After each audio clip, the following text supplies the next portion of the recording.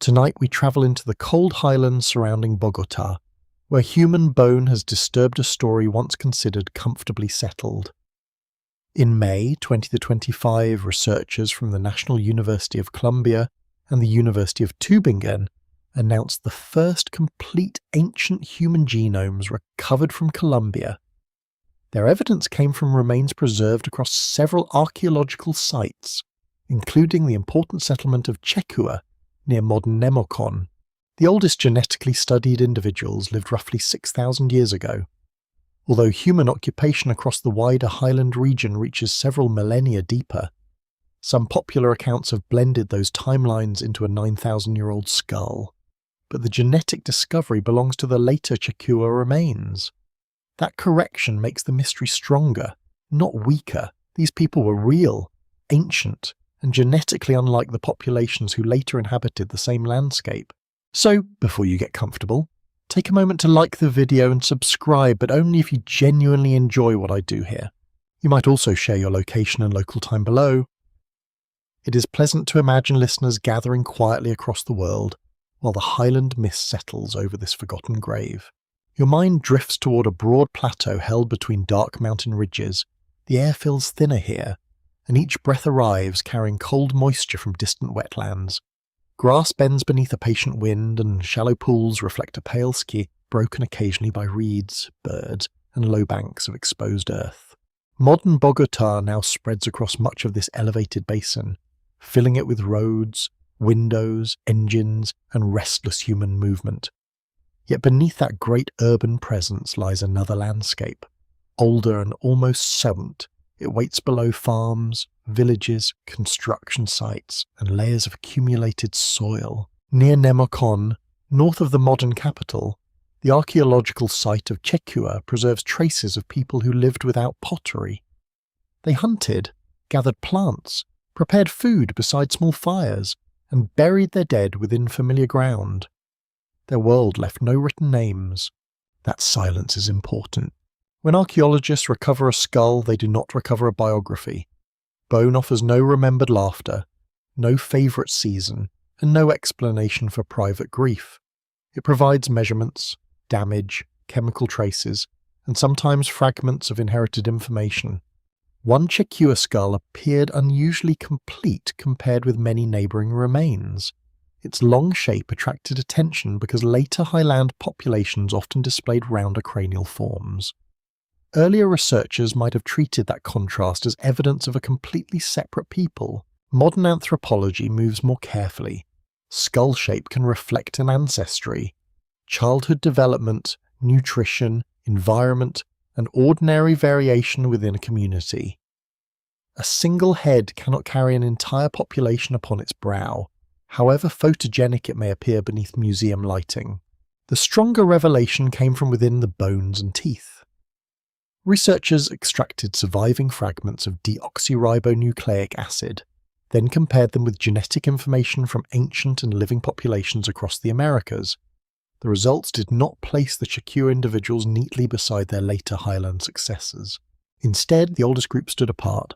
The research examined 21 individuals from 5 Colombian archaeological sites, covering hunter-gatherers, early farming communities, and people associated with later agricultural societies.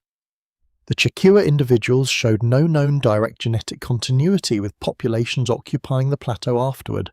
Researchers therefore described them as an early population not previously recognized through complete genomic evidence. You pause beside that finding because its meaning is easily exaggerated. These were not another human species, nor some impossible branch separated from humanity itself. They were fully human people belonging within the broader ancestry of the first inhabitants of the Americas. Their difference existed at the population level. Imagine a small river separating from a larger current, passing through hidden country, then disappearing beneath stone. The water remains water, yet its route becomes difficult to trace. Science often reveals lost communities in exactly this quiet manner. There is no golden city, no forbidden chamber, and no convenient inscription announcing a vanished nation. There are only statistical patterns appearing across damaged molecules, assembled through patient comparison. A council decree cannot prove their existence because no council yet ruled these wetlands. Records confirm nothing because writing had not reached this place. Instead, chipped stone, burial positions, toothware, and genetic fragments become the surviving witnesses. The quirky detail is that ancient teeth may preserve a human story better than the many grand monuments. Enamel protects the dense structures beneath it, where small amounts of inherited material can survive moisture, pressure, and long chemical decay. An ordinary tooth can therefore outlast songs, houses, family names, and political borders. History possesses an odd sense of proportion. The scientific team worked with Colombian institutions responsible for documenting and conserving the remains. Genetic sequencing took place through international cooperation, while researchers also discussed their findings with representatives of living indigenous communities connected to the region's later history. That conversation matters because ancient bones are not merely laboratory material. They once belonged to people who were held, fed, mourned, and remembered.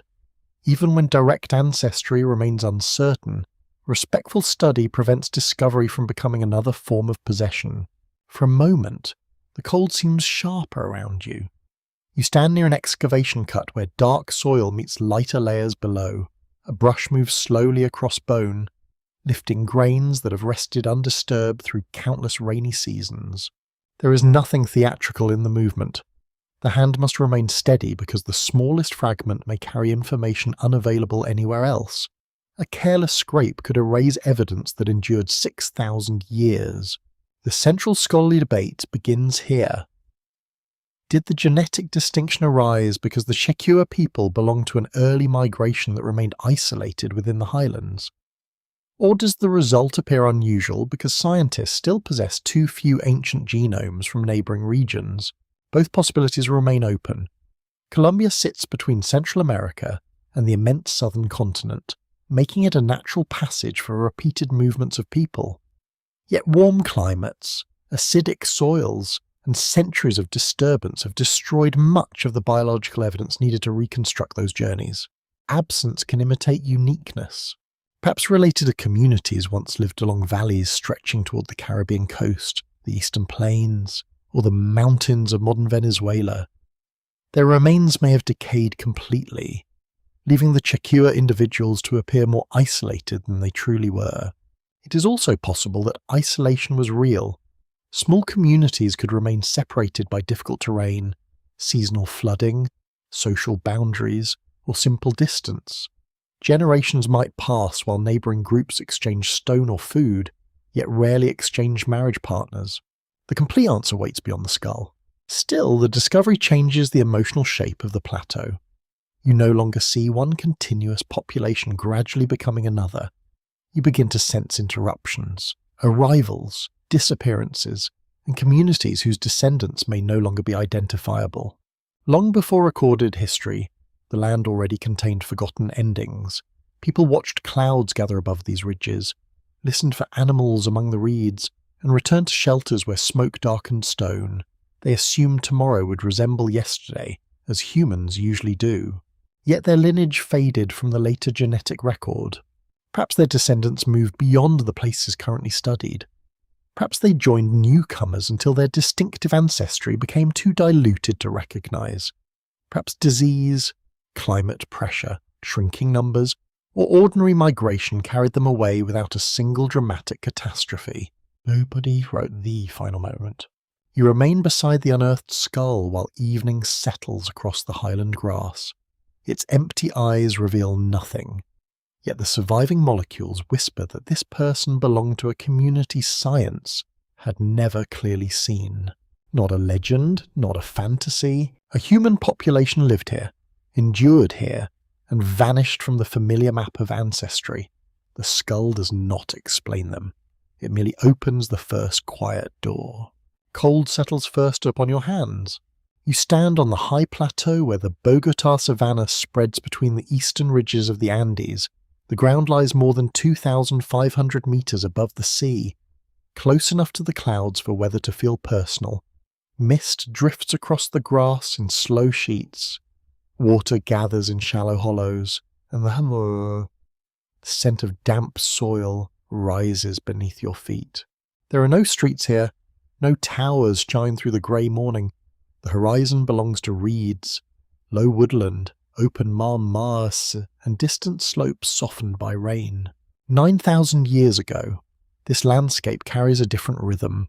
The climate is cooler than it will become in later centuries, yet it is no frozen wilderness.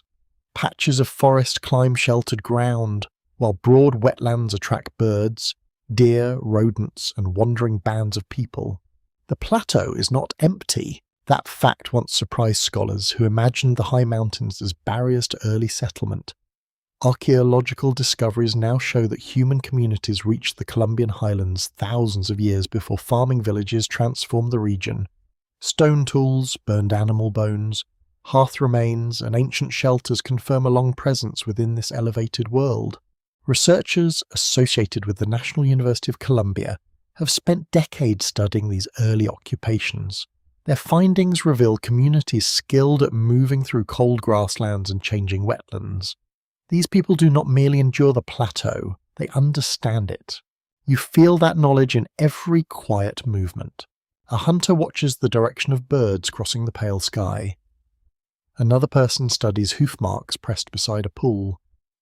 Someone kneels near a cluster of edible plants, selecting roots with practiced care while leaving smaller growth untouched. Nothing here is random. The ancient lake system, once covering much of the savanna, has already changed greatly by this period. Water remains abundant, though its boundaries shift with rainfall and temperature. Marshes expand across lower ground, then retreat during drier seasons, leaving dark soils rich with insects, plants, and small animals. Geologists reconstruct this vanished environment through layers of sediment. Pollen grains settle year after year, becoming a quiet record of vegetation and climate. Researchers examining cores from the Bogotá basin have traced long changes in forest cover, temperature, and moisture across tens of thousands of years. A grain of pollen seems almost absurdly small, yet it may preserve a clearer memory of an ancient season than any tale carried through generations. The plateau keeps history in miniature. You follow a narrow picked path between wet grass and scattered shrubs. The earth gives slightly beneath your steps. Somewhere among the reeds, water moves with a soft stirring sound, although no animal shows itself. Smoke reaches you from a sheltered rise. A group has gathered near a shallow rock overhang up Orped, where stone provides protection from wind and sudden rain. The shelter is not a permanent house. It is a familiar stopping place used repeatedly, perhaps by families following seasonal routes across the basin. A fire burns low beside a wall stained by years of soot. Meat dries near the heat. A stone point rests beside flakes created during careful sharpening. Fibres, wooden objects, and woven containers may also be present, though such materials rarely survive for archaeologists to recover. What disappears can matter as much as what remains. The tools found at early highland sites often appear simple to modern eyes. Some are sharp flakes struck from larger stones, others are shaped points, scrapers, or cutting edges designed for specific tasks. Their modest appearance hides generations of practical understanding. A poor strike wastes valuable material. A well-placed blow creates an edge capable of opening hide. Cutting plants, shaping wood, or preparing food, skill lives in the wrist, the angle, and the sound of stone meeting stone. You hear that sound nearby. It carries across the shelter with a dry click, then another.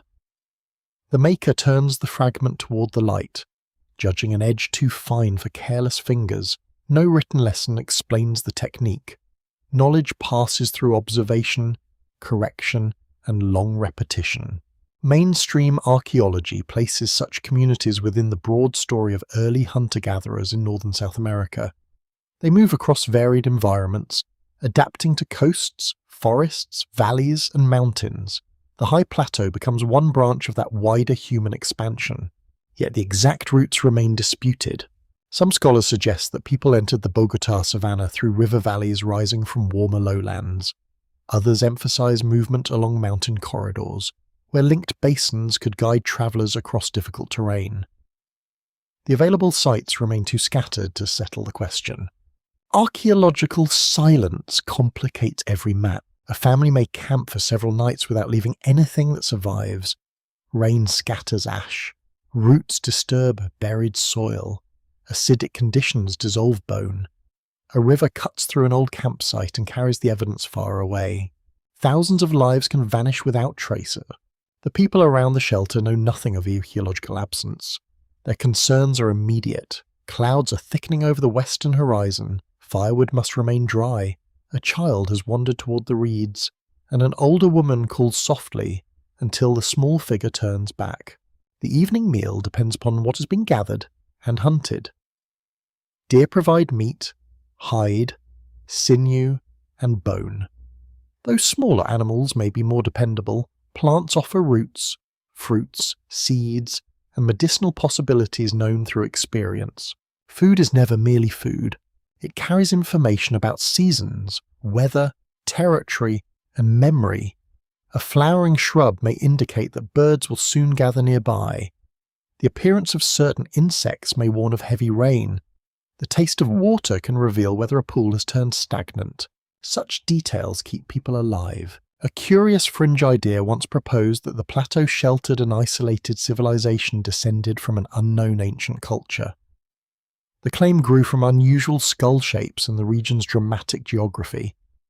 No credible excavation has revealed palaces, hidden machines, or a forgotten city from this remote age. The real story is quieter and more impressive. Human beings thrive here without monumental architecture. They build social worlds from shared roots, remembered shelters, kinship, and ecological knowledge.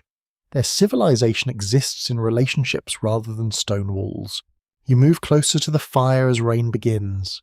Drops strike leaves, rock, skin, and water. The plateau darkens quickly, and distant ridges disappear behind a curtain of cloud.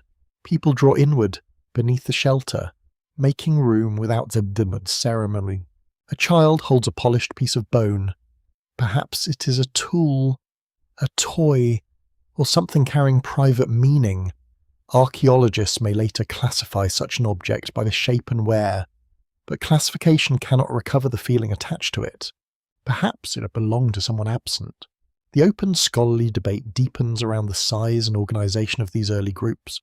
Some researchers envision small to mobile bands following resources through broad territories. Others argue that productive wetlands could support repeated gatherings, stronger territorial ties, and longer seasonal stays. Both patterns may have existed. Human life rarely obeys a single model for thousands of years. A dry season may encourage movement. A rich year may hold several families near one basin. Marriage, conflict, illness, curiosity, and weather can redirect routes that once seemed permanent. Night presses gently against the shelter. The fire releases the scent of smoke, fat, and wet wood. Outside, frogs begin calling from pools hidden in darkness. Their voices overlap until the marsh seems to breathe. You understand how deeply the landscape shapes thought. Mountains close the horizon. Clouds arrive without warning. Water appears everywhere, yet warmth remains precious. Every dry sleeping place feels earned. The people resting here are neither lost nor primitive. They are alert, inventive, and entirely at home within a world that would unsettle most modern visitors by sunset. Their names are gone. Their paths lie beneath farms and roads. Their fires survive as dark stains in buried soil. Their presence remains in sown edges, animal bones, and the careful placement of the dead. The plateau holds them without explanation. Rain continues through the night, smoothing footprints beside the marsh. By morning, the ground will appear almost untouched, as though nobody crossed it. Yet people are here. They have been here for generations, listening to wind move through the grass, watching mist gather beneath the mountains, and learning every quiet language of water. Your path begins beneath a northern sky, where ice once pressed heavily across the continent.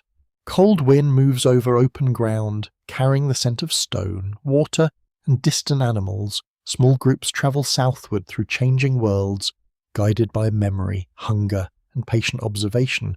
They do not know they are entering history, They are simply following possibility. The journey unfolds across generation. Some families move along interior valleys when the climate allows.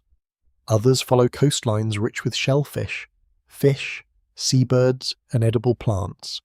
Sea levels are lower than they will become later, revealing broad coastal plains now hidden beneath water. Those vanished shores complicate the story.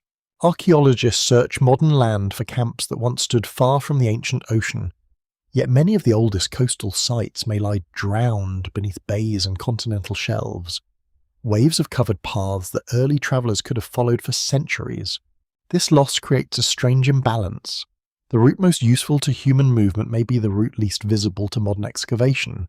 You walk beside a cold northern coast, kelp sways below dark water, and birds circle above exposed rocks.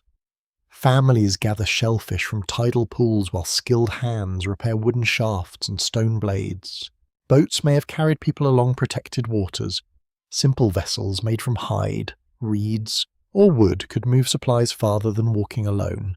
Such craft rarely survive, leaving only indirect hints within settlement patterns and marine food remains. Researchers published in Nature and Science have described genetic evidence for a rapid movement into the Americas. Their studies suggest that early populations expanded quickly, then separated into distinct regional groups. The details remain complex, but the broad pattern is clear. Movement happened faster than once imagined. The famous site of Monteverde in southern Chile provides one of the strongest archaeological anchors.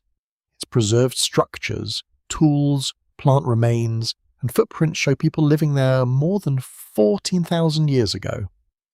The evidence forced scholars to reconsider older models of a much later arrival. That settlement lies astonishingly far south. To reach it, human communities must have crossed enormous distances through unfamiliar environments. Rivers, deserts, forests, and mountains stood between each generation and the lands beyond. No single traveller needed to complete the entire journey.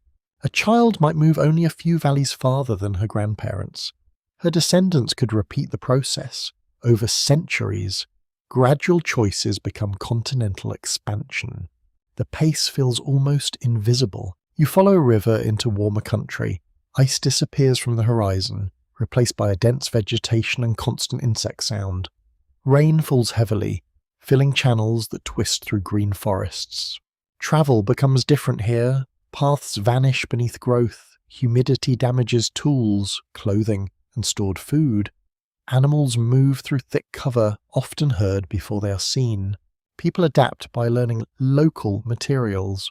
Stone suitable for cutting may become scarce, so travellers carry favoured pieces over long distances. Wood, bone, fibre, and shell become increasingly important.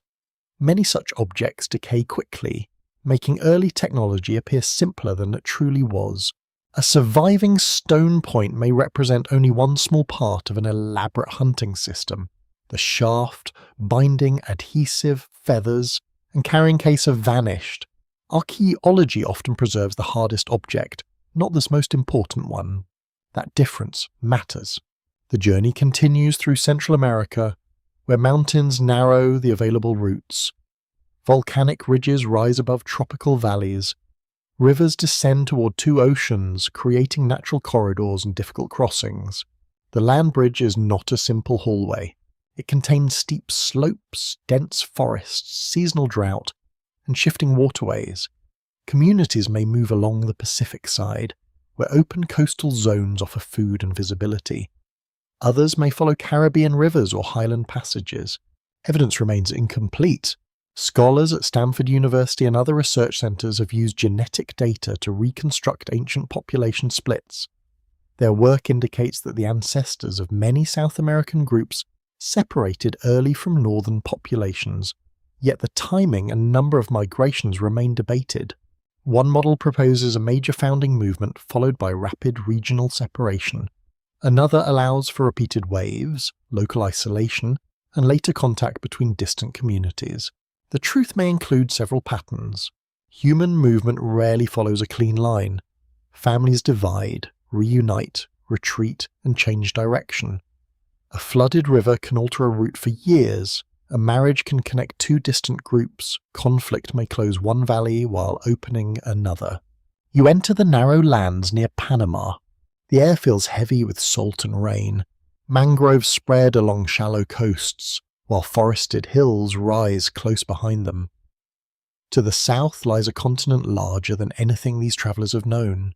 No sign announces the crossing. A family steps beyond one watershed and enters another. Children chase insects near the water. Someone carries embers protected inside bark or shell. The moment appears ordinary, yet the geography changes everything. South America opened before them. Its northern edge offers Caribbean beaches, broad river valleys, high mountains, and immense tropical forests. To the west, the Andes rise sharply. To the east, waterways lead into landscapes without visible end. Groups disperse through separate corridors. Some follow the Pacific coast, moving between marine resources and river mouths. Others travel inland along the valleys of Colombia. A few begin climbing into cooler uplands, where familiar animals disappear and breathing becomes harder. The mountain paths demand patience. Thin air slows each step. Cold nights surprise bodies accustomed to warmer regions. Plants change with elevation, and the timing of rain becomes difficult to predict. Yet highlands also offer advantages. Open views reveal game and approaching storms. Rock shelters provide protection. Valleys hold water, edible plants, and routes connecting one basin with another. Curiosity helps as much as necessity. A quirky fringe theory once claimed that the earliest South Americans arrived from a lost island civilization. Supporters pointed to unusual skull shapes and distant similarities in stone tools. Mainstream research finds no evidence for such an advanced, vanished society. Still, the theory reveals something useful about human imagination. When ancient journeys seem too vast, people often invent ships, kingdom, or forgotten masters. Slow migration feels less satisfying than a single dramatic arrival. Reality is quiet. Ordinary families cross continents through repeated acts of courage. They carry children, food, tools, and the stories. They learn when to stop, when to turn, and when to trust a new horizon. Their success does not require a hidden empire. The scholarly debate remains open around the exact speed of southern dispersal. Some researchers argue that coastal abundance allowed rapid travel over long distances. Others emphasize slower adaptation through inland corridors and repeated settlement. Both routes may have operated together. A coastline can move people quickly, while rivers draw them into the interior. Mountain valleys then create new branches, each becoming more isolated over time. Geography transforms one founding population into many distinct communities. You feel that transformation beginning. A small group climbs toward a high basin under a pale morning sky. Behind them lie forests, coasts, and river crossings remembered through family stories.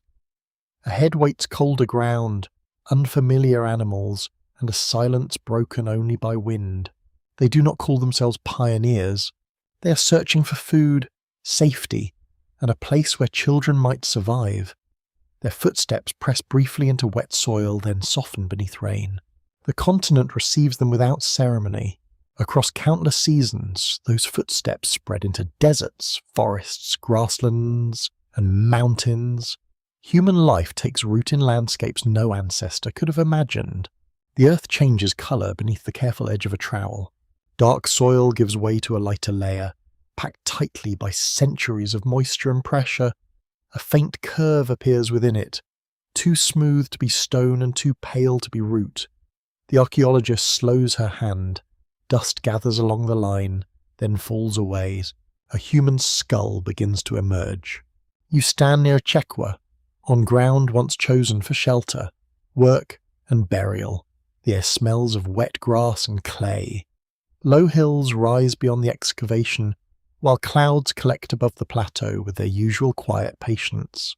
The grave is not grand. No carved chamber surrounds the body. No precious metal marks rank or wealth.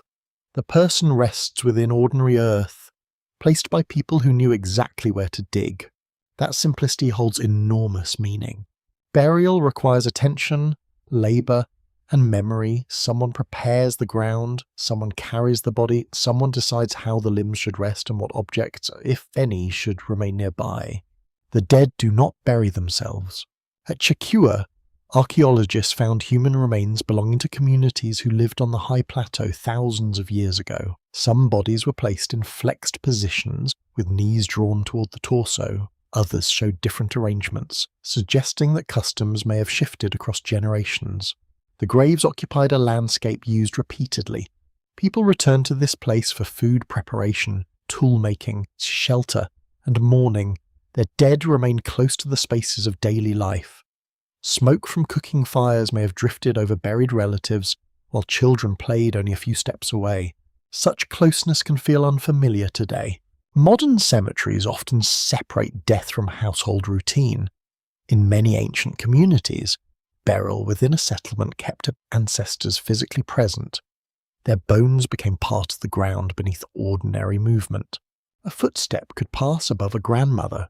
Researchers from the National University of Colombia have documented the importance of these highland burials for understanding early social life.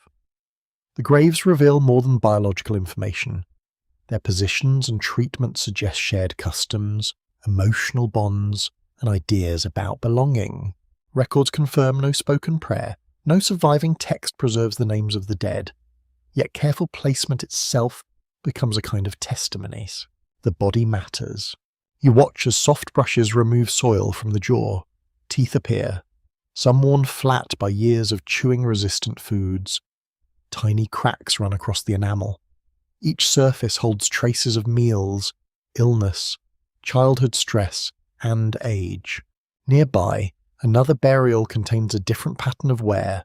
Perhaps this person ate more fibrous plants. Perhaps fine stone dust entered food during grinding. Perhaps habit, occupation, or poor health shaped the mouth.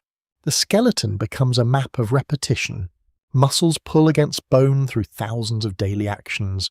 Joints thicken under the regular strain. Injuries heal unevenly, nutritional shortages interrupt growth, leaving faint signals that trained specialists can identify. A life writes itself slowly into the body. One individual may show strong leg attachments from constant walking across uneven ground. Another may carry damage in the spine from repeated lifting. Such interpretations remain cautious, because bone does not explain every cause with certainty. Still, the pattern feels intimate. You imagine someone carrying bundles of firewood through cold rain. Another kneels for hours while preparing hides. A child grows through a season of hunger, survives, and reaches adulthood with the memory preserved silently in tooth enamel. No monument records these efforts. The graves offer something more human than monuments often do. They reveal tired joints, healed wounds, worn teeth, and the consequences of ordinary work. Great rulers rarely appear here. Families do. A small object lies near one skeleton. It might be a stone flake, a shaped bone tool, or an item placed accidentally within disturbed soil. Archaeologists examine its position closely. A burial gift must be distinguished from debris already present at the site. That distinction is difficult. Ancient settlements contain overlapping traces. Fires are rebuilt, pits cut through older layers. Burrowing animals move fragments. Roots push bones from their original positions. The ground is not a sealed archive. Specialists at universities such as Oxford and Yale emphasize careful study of burial context because objects can mislead when removed from their exact locations. A bead beside a hand may suggest deliberate placement. The same bead several centimeters higher might belong to another occupation. Meaning depends upon position. A curious fringe claim once suggested that unusually shaped skulls from South America belonged to beings outside ordinary humanity. Photographs circulated without context, encouraging stories of lost races and visitors from distant worlds. The reality is less theatrical. Human skulls vary naturally, and some societies deliberately shaped infants' heads using cloth or boards. At Chekua, differences in cranial form may reflect ancestry, development, nutrition, or normal variation. None requires a non-human explanation. The stranger truth is entirely human. Distinct communities can live beside one another, separate for generations, then disappear without written notice. Their bodies may preserve differences that their tools do not reveal. A stone scraper can be copied across social boundaries, while inherited ancestry remains hidden inside bone. The burial pit grows clearer. The skeleton lies curled, as though resting against the earth. One arm bends toward the chest. The head turns slightly, perhaps because of the original placement, or because soil pressure shifted it then slowly through time. You wonder who attended this burial. Was the grave opened at dawn, when mist covered the grass? Did several people stand nearby in silence? Did someone touch the forehead before soil concealed the face? Archaeology cannot recover the gesture. It can only identify repeated patterns and cautious possibilities.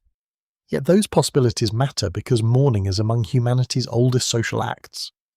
Care for the dead reveals how communities understood relationships beyond immediate survival. The scholarly debate remains open regarding the precise meaning of flexed burials. Some researchers connect the posture with sleep, rebirth, or return to a protected position. Others warn that practical concern, such as grave size or body transport, may explain the arrangement. No single interpretation fits every case. The same posture can carry different meanings across communities. A curled body might symbolize care in one place and simple necessity in another. Without written testimony, certainty becomes dangerous.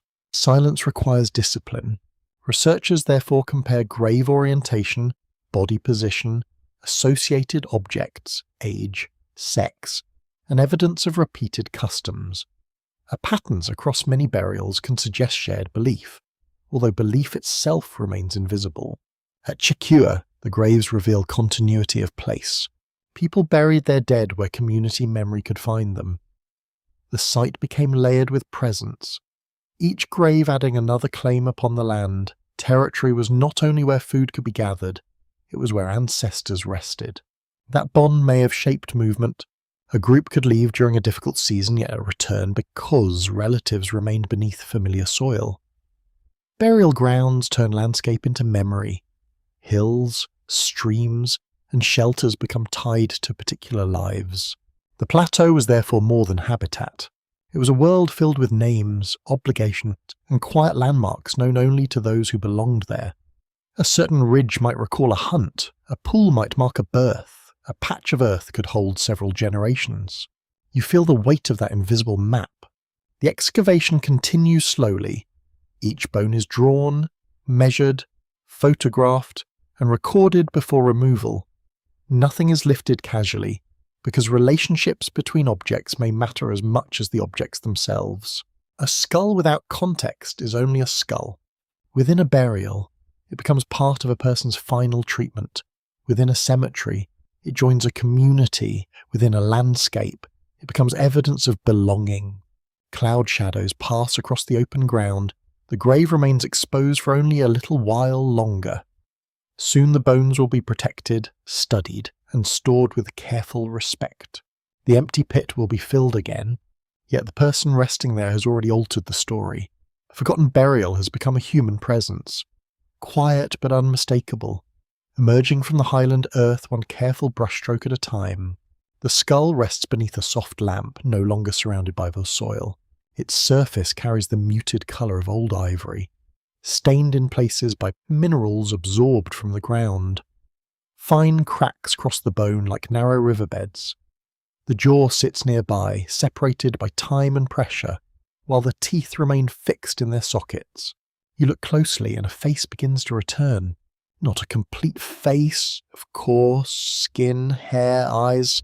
An expression have vanished, yet the structure beneath them still holds clues about the person who once spoke, chewed, frowned, smiled, and breathed within the highland cold. The forehead slopes gently above the eye sockets. The cheekbones project with their own quiet geometry. The opening of the nose suggests the framework that once supported soft tissue, though it cannot reveal the exact shape seen by family members. Every feature requires caution. Physical anthropologists measure the skull using established points across the cranium and face. They examine length, breadth, height, curvature, and the relationship between different regions. These measurements help researchers compare individuals without reducing them to impressions. The method sounds clinical, yet its purpose is deeply human. A skull does not belong to a category first, it belongs to a person first. Scientific classification arrives later, and responsible researchers remember that order. You notice that the teeth are heavily worn. The chewing surfaces have lost much of their original shape. Enamel has thinned, exposing darker material beneath. Such wear can result from tough foods, gritty particles, repeated processing methods, and years of ordinary use. Food often carried stone dust. Seeds, roots, and other plants might be crushed on grinding surfaces, where tiny mineral fragments entered each meal. The amount was too small to moist, yet enough to scrape teeth slowly over decades. A meal could nourish and erode at once. Researchers at institutions such as Oxford University have shown how dental wear can reveal patterns of diet and food preparation. Microscopic scratches may indicate repeated contact with particular textures, while chemical signals can offer broader clues about what entered the body. No single mark explains a lifetime. A chipped tooth may come from a hard seed, a fall, tool use, or an accident nobody recorded. Several similar injuries across a population may suggest habit. But one individual always carries private uncertainty. Perhaps this person used the teeth as an extra hand. Many human communities have held fibres, softened hides, gripped tools, or tightened cords with the mouth. Such work can leave unusual wear along the front teeth. The practice feels odd only because modern life has trained your hands differently. The mouth was once a workshop. The jaw shows strong attachment points where chewing muscles pulled repeatedly against bone. These features may reflect inherited shape, regular strain, or both. A diet requiring force could strengthen the surrounding structures during growth. You can almost hear the meal. Fibrous roots resist the teeth. Dried meat pulls against the jaw. Seeds crack between molars, while smoke from a nearby hearth settles into clothing and hair. The skull carries none of those sounds, yet the body remembers their pressure. The face also reflects ancestry, though never in a simple or perfect way. Populations share inherited tendencies, but individuals vary widely. Two relatives may look strikingly different, while unrelated people can appear unexpectedly similar. This is why serious researchers avoid reading ancestry from appearance alone. Measurements can suggest broad patterns when many individuals are studied together. They cannot provide a reliable social identity, tribal name, or personal history from one skull. Bone offers probability, not a label. Scholars at Stanford University have emphasized that genetics and skeletal form do not always move together neatly. Diet, childhood health, climate, and development can alter physical appearance across generations, even when ancestry remains related. The skull therefore tells several stories at once. One story begins in inherited growth, another begins with food, a third forms through illness, injury, and daily labour. A fourth may belong to the thin air of the plateau. High elevation places special demands upon the body. Breathing becomes less efficient because each breath contains less available oxygen. Human groups living at altitude may develop biological and cultural adaptations across generations. These can include changes in circulation, lung function, activity patterns, and childhood development. The skull does not provide a simple altitude signature. Still, the person's entire body formed within an environment of cold mornings, steep movement, and thinner air. Growth occurred under those conditions. Every journey across the basin required lungs and muscles to work slightly harder than at sea level. Adaptation can become ordinary. A visitor may feel lightheaded after climbing into the highlands.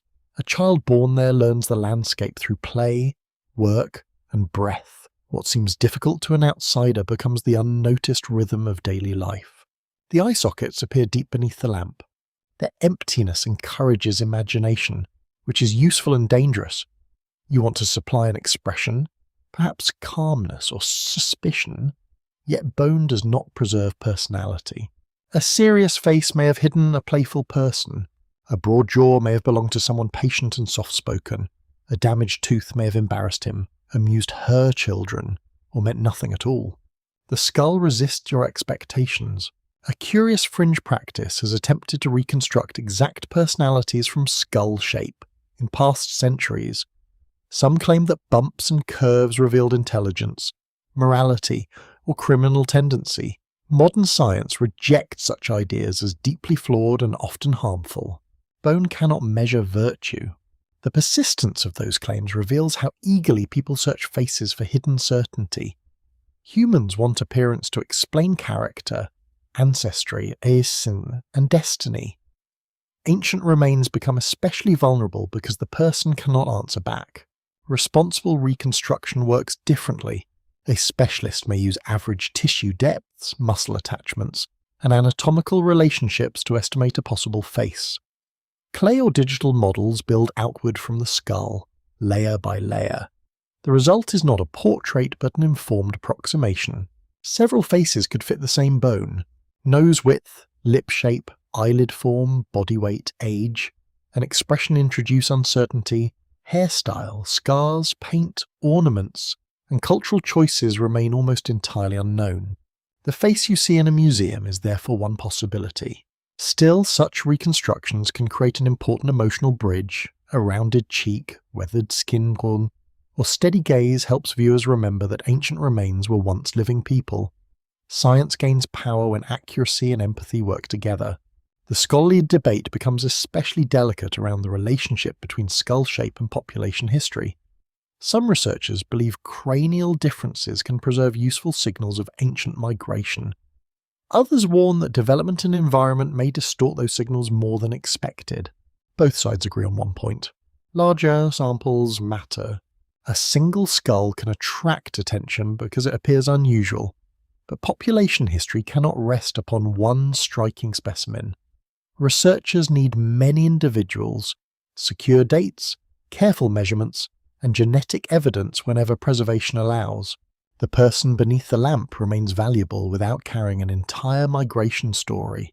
He or she endured hunger, weather, work, and time.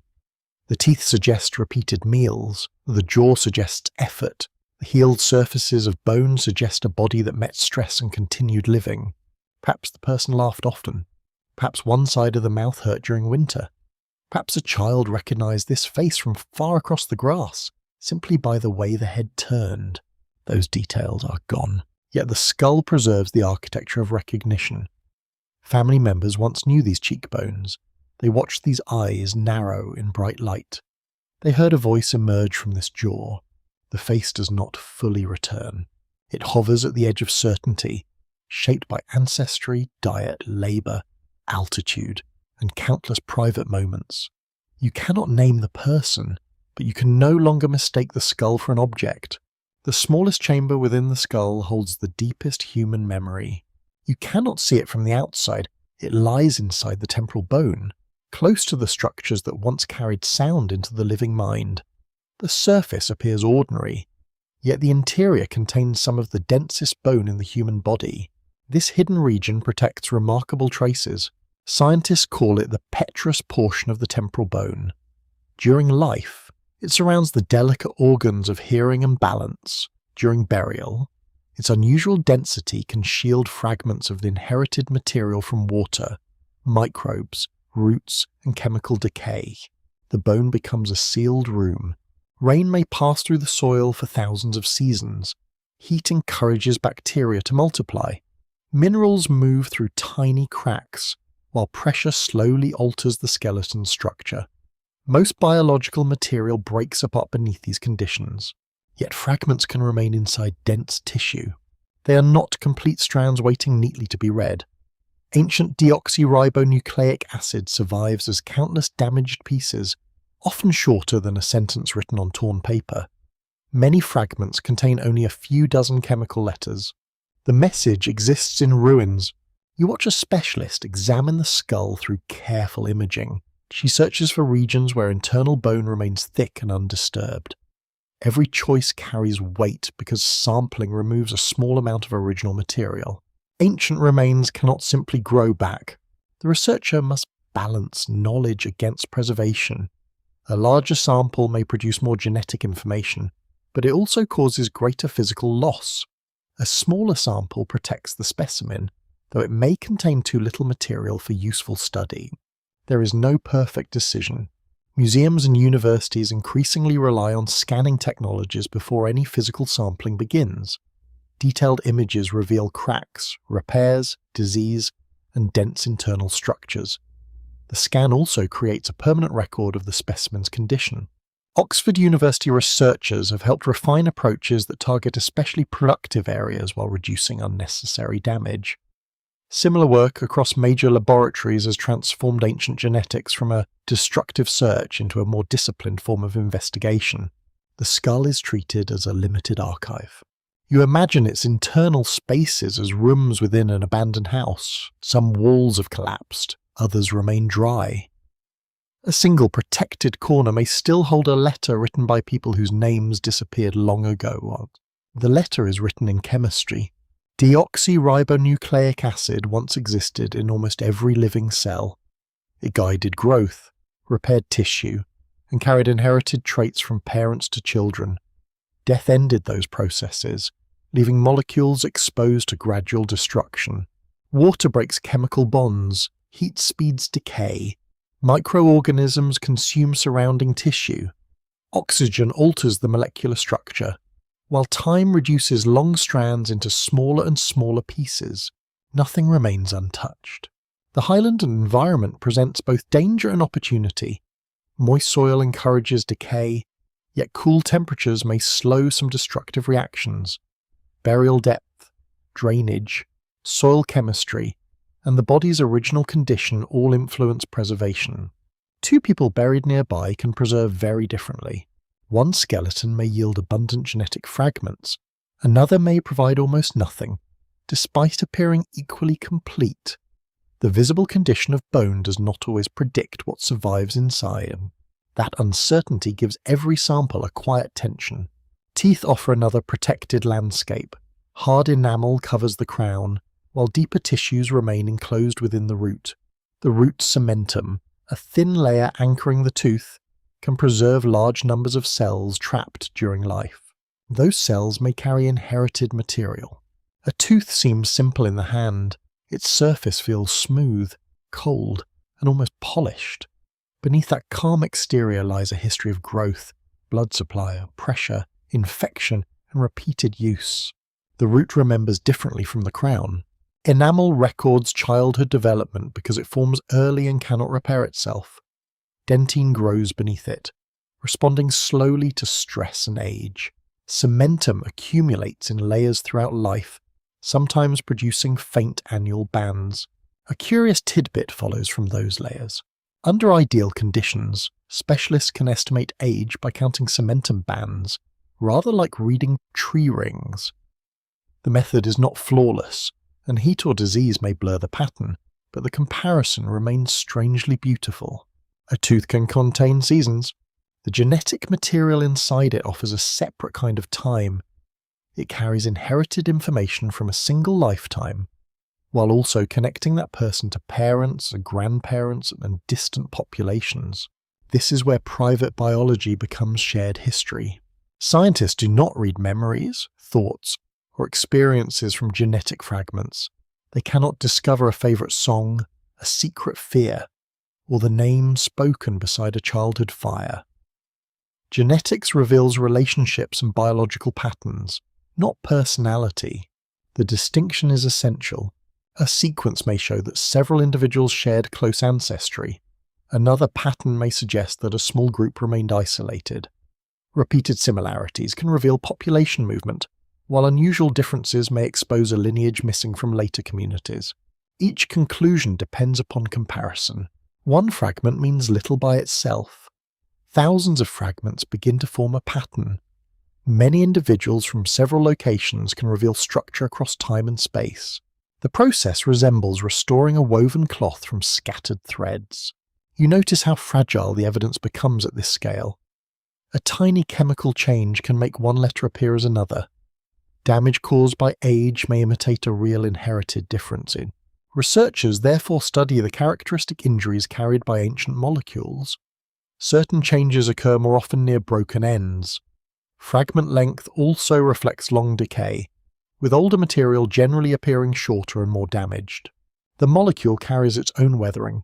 This pattern helps scholars distinguish genuinely ancient material from newer biological traces, yet the exact interpretation belongs to a careful chain of analysis, where probability replaces simple certainty. Science moves slowly here. The open scholarly debate concerns which skeletal element offers the best balance between information and respect. Dense temporal bone often provides excellent genetic preservation, but removing part of it may alter a skull permanently. Teeth are smaller and sometimes replaceable within study collections, though they also carry cultural and anatomical value. Some researchers favour minimally invasive drilling. Others argue that certain questions justify deeper sampling when consultation and preservation standards are strong. Indigenous representatives and descendant communities may hold different views about what kinds of research are acceptable. No laboratory can settle that alone. The bone belongs within a human history, not merely a scientific project. Permission, cultural responsibility, and long-term care shape the meaning of every result. You watch the specialist hold a tooth beneath soft light. She turns it slowly, studying cracks along the root and small deposits near the crown. The object appears delicate, though it survived burial longer than any building nearby. Its endurance feels almost unprecedented.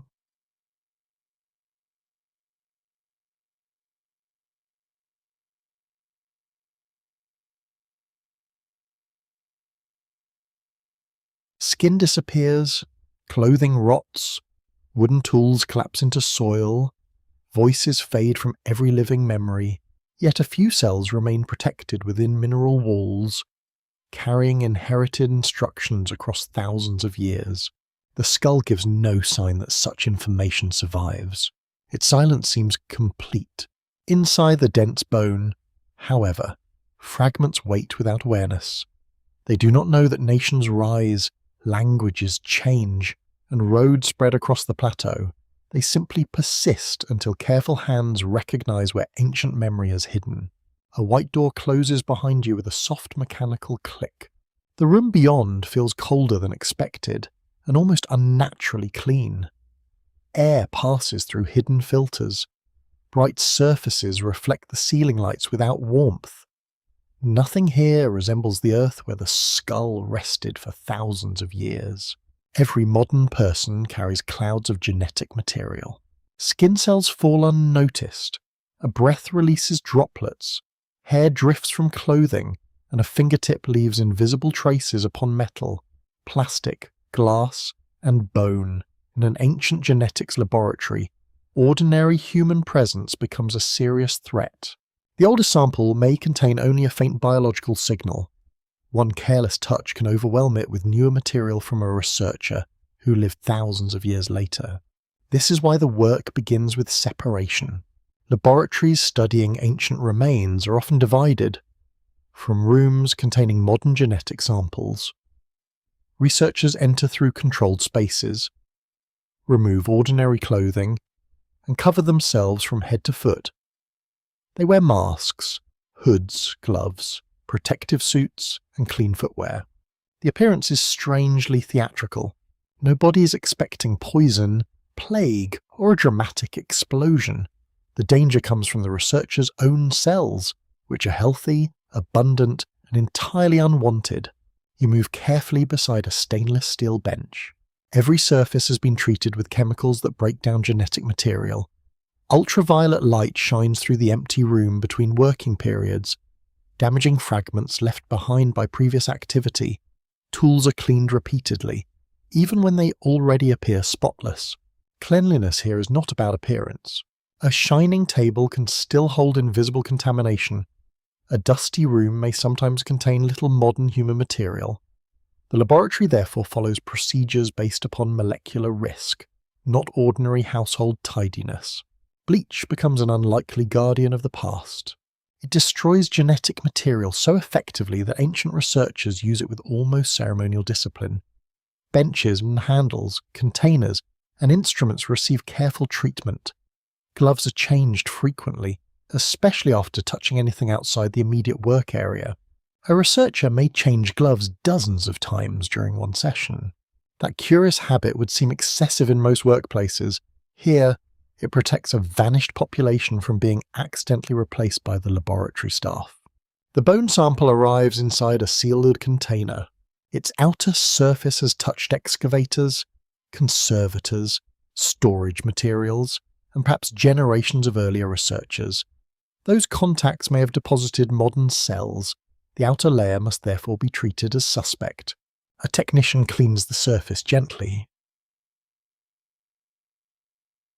She may remove a very thin layer with a sterile tool, exposing material less likely to contain recent contamination. The bone is then reduced to powder in a controlled manner, usually from an internal region selected during earlier examination. The sound is surprisingly ordinary. A small drill hums against ancient bone. Fine powder gathers inside a sterile container, pale as flour and far more precious. Each grain may hold broken molecules from the person's own cells. The powder does not reveal success. Some samples produce rich genetic information, others yield almost nothing. The difference may depend upon temperature, soil chemistry, burial conditions, microbial activity, and chance. The laboratory must discover what survived. Chemical solutions are added to release genetic fragments from the mineral structure. The bone slowly dissolves, separating biological traces from calcium and other materials. The process takes place in sealed tubes, under conditions designed to recover even very short pieces. Ancient fragments are often extremely small. Modern methods once ignored them because sequencing systems favoured longer molecules. Researchers at the Max Planck Institute, Harvard University, and the University of Copenhagen helped develop techniques that capture shorter fragments more efficiently. That improvement changed ancient population history. Samples once dismissed as useless began producing information. Remains from warm or difficult environments became more promising. A few dozen chemical letters could now contribute to a larger pattern. Yet recovery is only the beginning. The fragments must be prepared for sequencing, which means attaching small laboratory-made pieces to their ends. These additions help machines recognize, copy, and organize the ancient material. Each sample receives a unique molecular label. The label works like a quiet name tag, allowing many samples to be studied together without confusing their results. It also helps researchers identify accidental mixtures introduced during laboratory work. This stage demands precise measurement. Too much handling increases contamination risk. Too little preparation may leave the fragments unreadable. The technician follows a written procedure, but experience guides countless small decisions. A droplet clings to the tip of a pipette. It contains no visible bone, blood, or tissue. It appears completely clear. Yet inside that droplet may be the surviving biological record of a person who walked across the highlands 6,000 years ago. The contrast feels almost impossible. The machine eventually produces vast collections of chemical sequences. Most do not immediately belong to the ancient human individual. Soil bacteria, fungi, plants, and environmental organisms may contribute far more material than the person. The sample becomes a crowded room. Computers compare each fragment with known reference patterns. Many sequences are identified as microbial and set aside. Others appear human, but their age and authenticity still require testing. This is where ancient damage becomes useful. Over time, certain chemical letters change in predictable ways, especially near the broken ends of old fragments. These patterns act like weathering upon stone. They show that the molecule has endured long decay rather than entering the sample recently. Researchers published in Nature and Science have treated these damage patterns as one of several important signs of authenticity. Fragment length, chemical alteration, and consistency across repeated tests all contribute to the judgment. No single test is enough. Modern contamination may still appear within a genuinely ancient sample. The question becomes how much is present, where it came from, and whether it can distort the conclusions.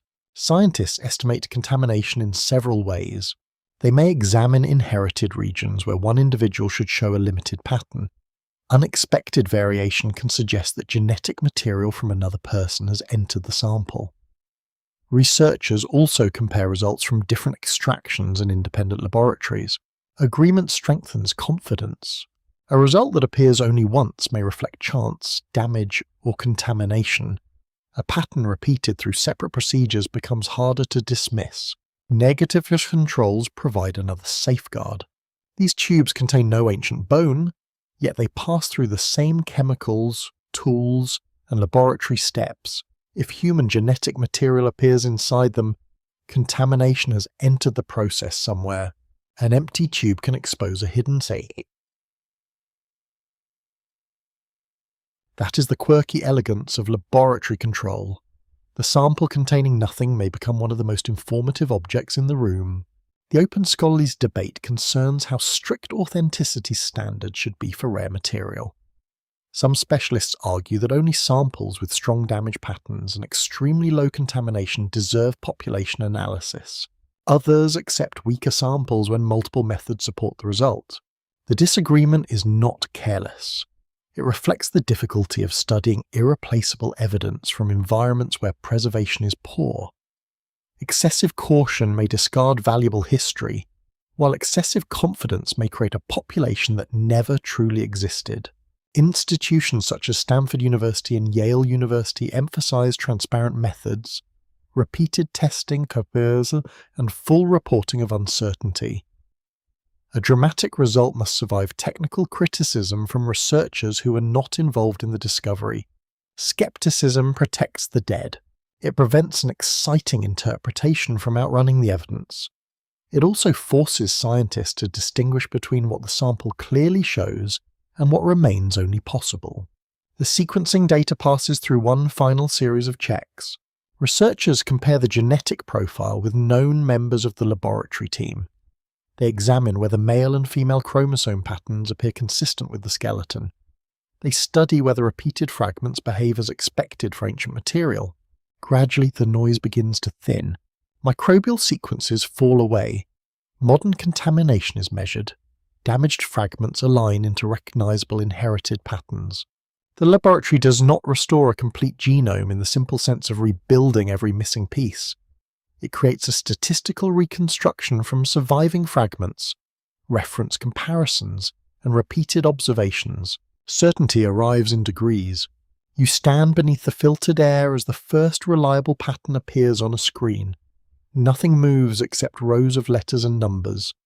No face returns, and no voice speaks. Still, the room has crossed a boundary.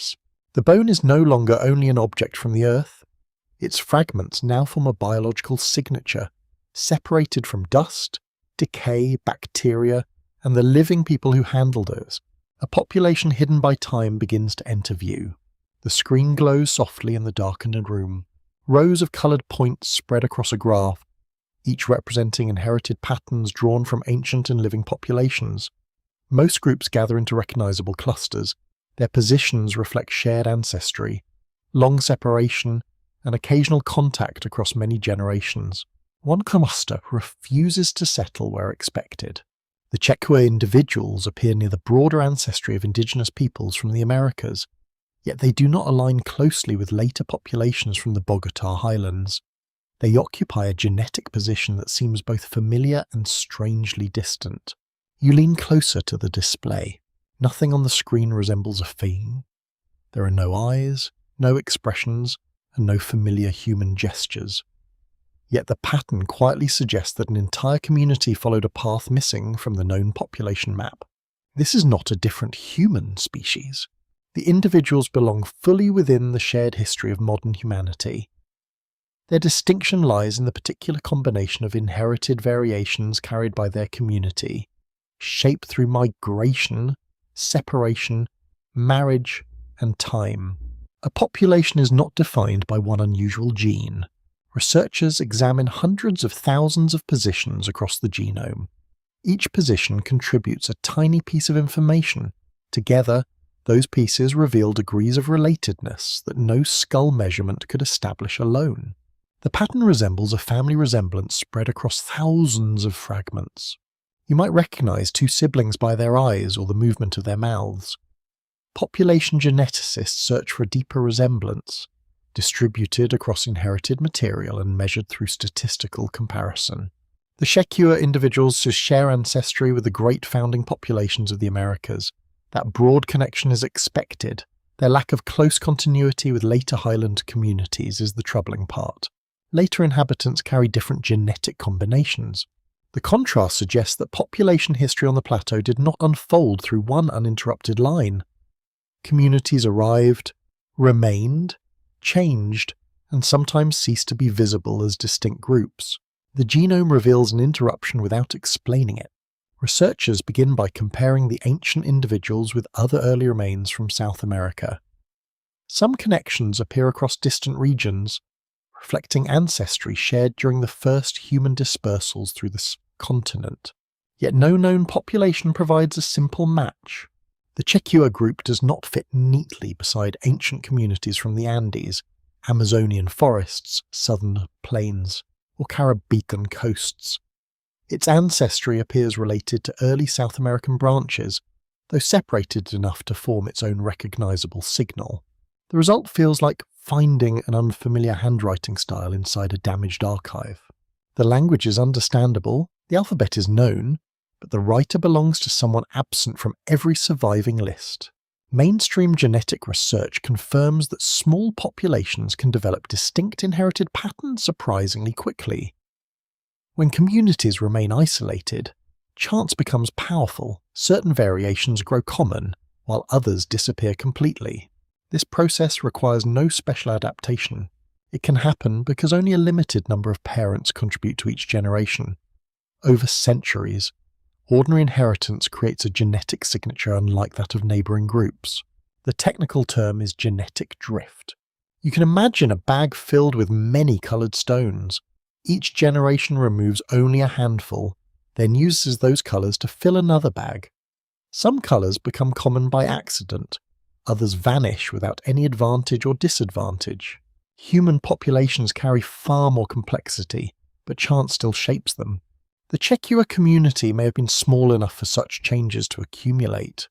Mountains, wetlands, and social customs could have limited marriage with outsiders. Isolation need not mean complete separation from the world. People may exchange tools without exchanging ancestry. A visiting group can trade stones, food, ornaments, or knowledge, then depart with no marriages formed. Material culture can travel farther than people, making two communities appear similar in archaeology while remaining genetically distinct. That possibility unsettles simple interpretation. Archaeologists once relied heavily upon tools to identify populations. If the same point style appeared across several valleys, it could suggest a shared people.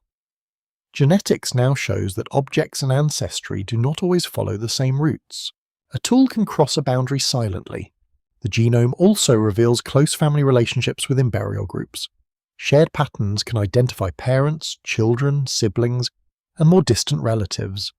Such findings transform a collection of skeletons into a community of connected lives. One individual may be buried near a cousin, another may rest beside someone with no close biological relationship, reminding you that kinship was never only genetic. Adoption, friendship, marriage, obligation, and ceremony could create bonds equally strong. The inherited record sees only one part of belonging. That limitation matters because modern language often treats ancestry as identity. Ancient people probably understood themselves through place, family, ritual, speech, memory, and daily cooperation. Their genome was not their name. They did not know they formed a distinct genetic cluster. They knew who brought food during illness. They knew which families camped nearby. They knew who could be trusted during a storm and whose stories carried authority beside the fire. Science observed separation from a distance. The people living inside that separation experienced ordinary relationships. A quirky fringe claim might describe the genetic difference as proof of a mysterious lost race. Such language appears attractive because it promises secrecy, disappearance, and dramatic revelation. The evidence supports nothing so theatrical. There is no sign of supernatural ancestry, hidden giants, or visitors from another world. The Checa population was human in every meaningful sense, carrying a lineage shaped by the same forces that shaped every other community. The mystery is stronger without fantasy.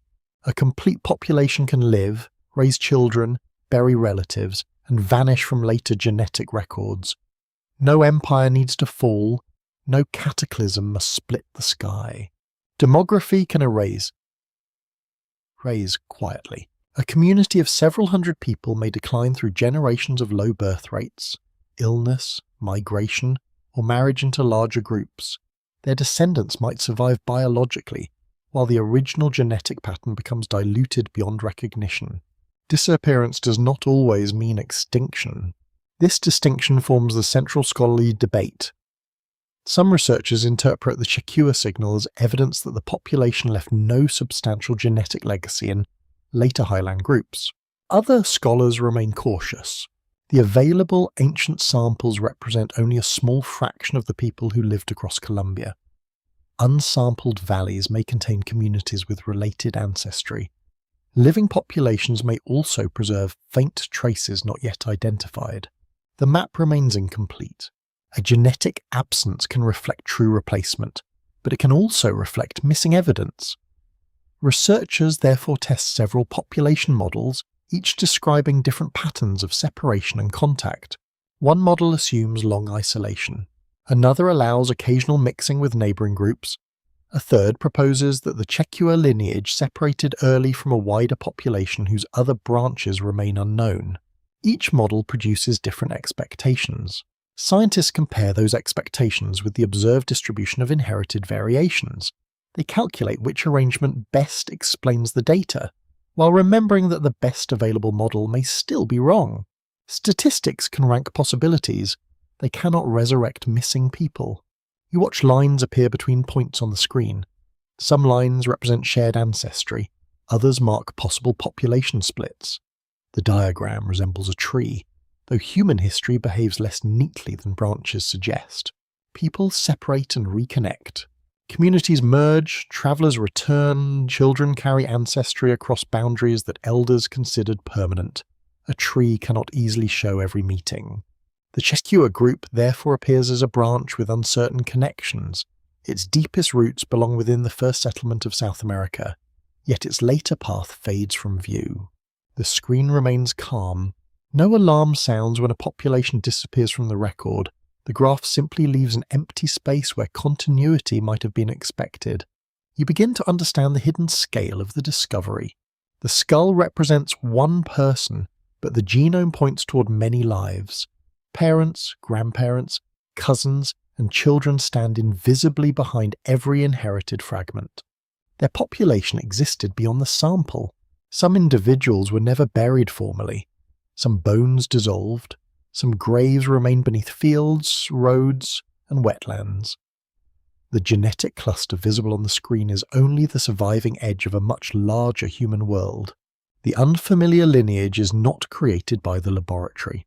It is recognized there.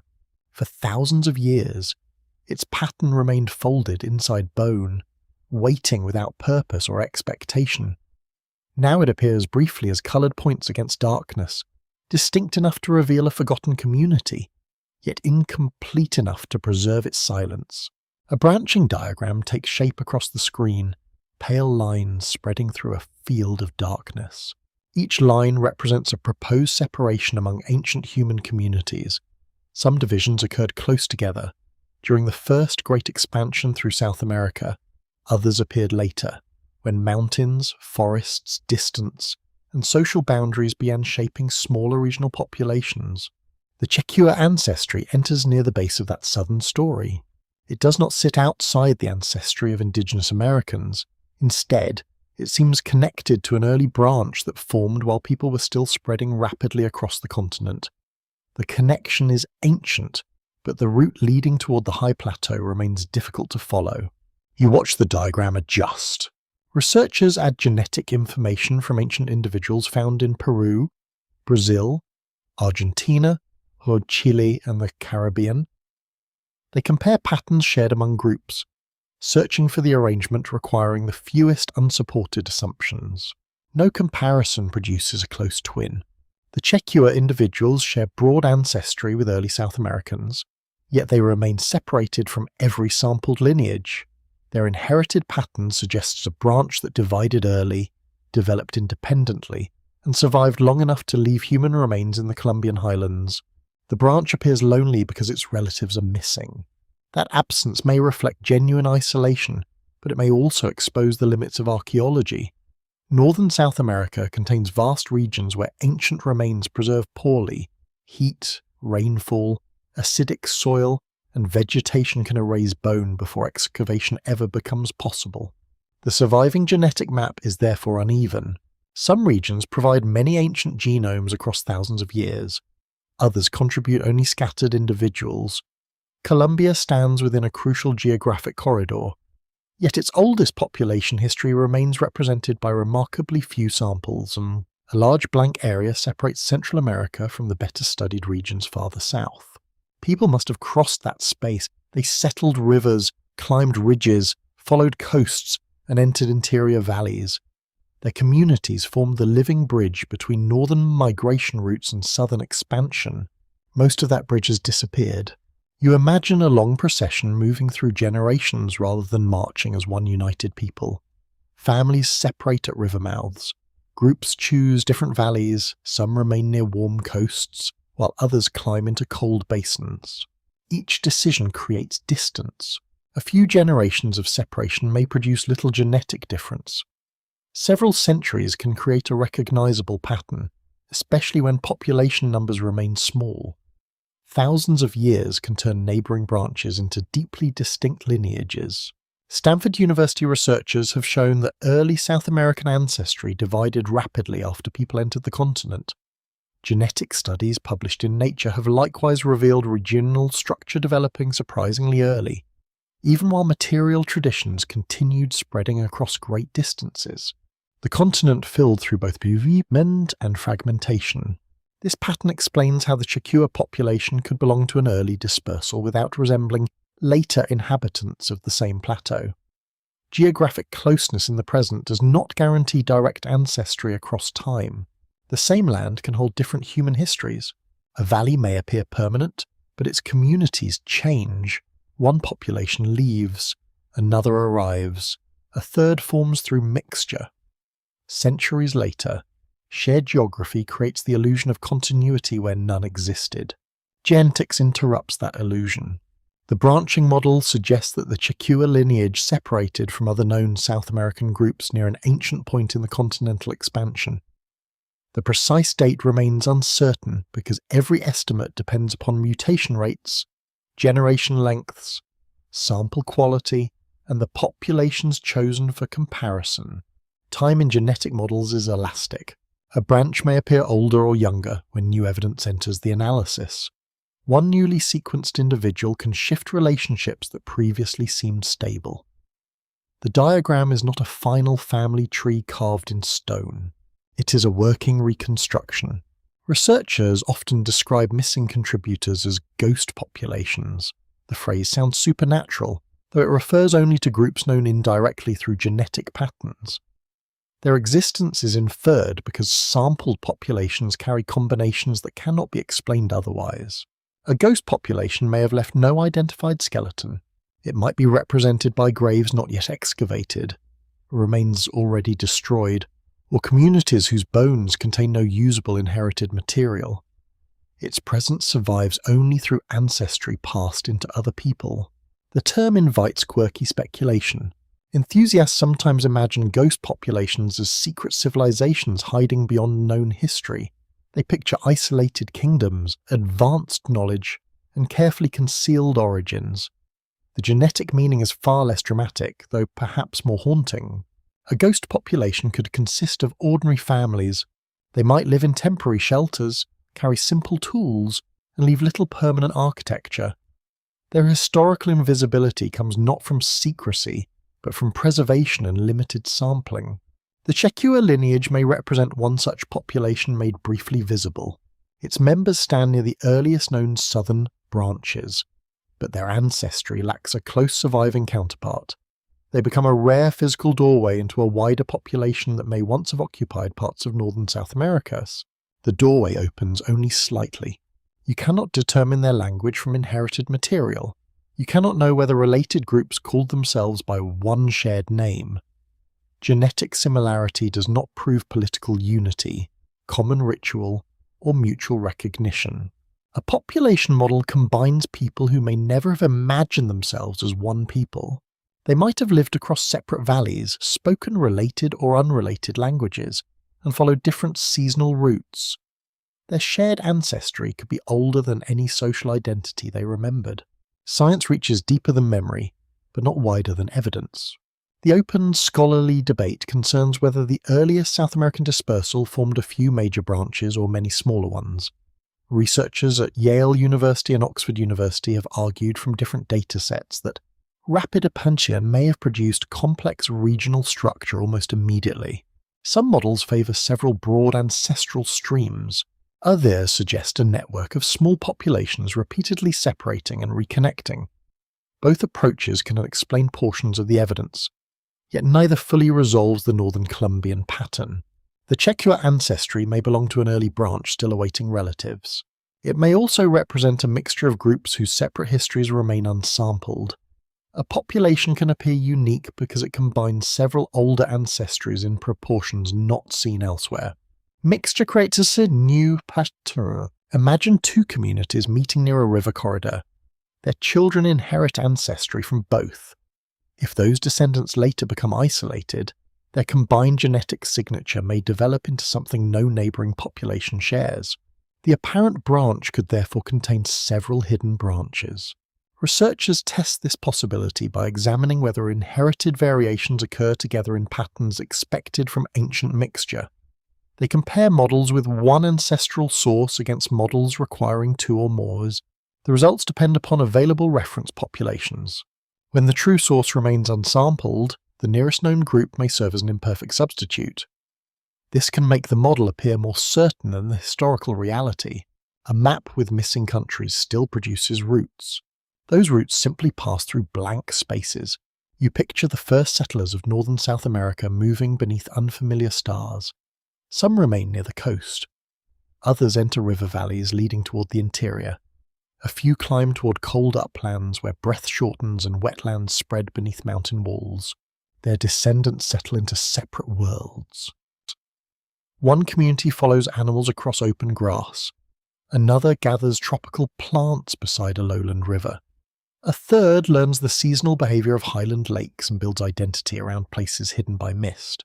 Distance grows slowly between them. Stories change. Marriage networks narrow. Familiar faces become strangers. Shared ancestors fade into legend, then disappear from spoken memory. Inherited patterns remain. The Checua people carry that deep history without knowing its statistical shape. Their bodies preserve echoes of continental movement, early separation, and generations spent within a smaller human circle. They are not isolated from humanity. They are connected at a depth almost impossible to imagine, then separated by enough time to become genetically distinct from every population currently available for comparison. The branching diagram remains unbordered. Several lines end without names. Others fade into dotted paths, marking uncertainty rather than absence.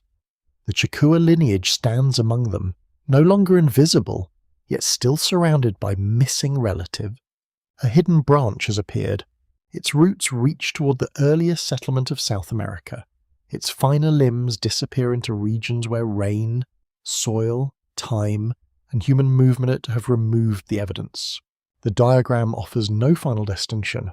It shows only that a population once followed a path apart, carrying one ancient version of humanity into the highland silence. A thin ribbon of smoke curls above the camp and dissolves into the highland air. You smell damp wood, singed hide, and crushed herbs warming near the edge of a hearth. Around the fire, hands move with quiet purpose. A blade scrapes across animal skin. A stone hammer breaks bone to reach the rich marrow hidden inside. The genome cannot show you this. Inherited material reveals ancestry, separation, and biological relationship. It does not reveal the arrangement of sleeping places, the taste of supper, or the small irritation caused by smoke drifting into tired eyes. For those details, you return to the ground. Archaeological deposits preserve the scattered remains of ordinary routine. Charcoal marks the places where fires burned. Stone flakes reveal where tools were made. Animal bones carry cuts, fractures, and traces of heat. Together, these fragments rebuild a day. The hearth lies at the centre of activity, though not every fire serves the same purpose. One may provide warmth through a wet night, another dries meat, hardens wooden points, or cooks roots beneath hot stones. Fire also creates social space. People gather where light pushes darkness outward. Children listen while older relatives repair tools. Hunters describe tracks seen near the marsh. Someone laughs at an exaggerated story, although no archaeologist will ever recover the joke. The warmth changes everything.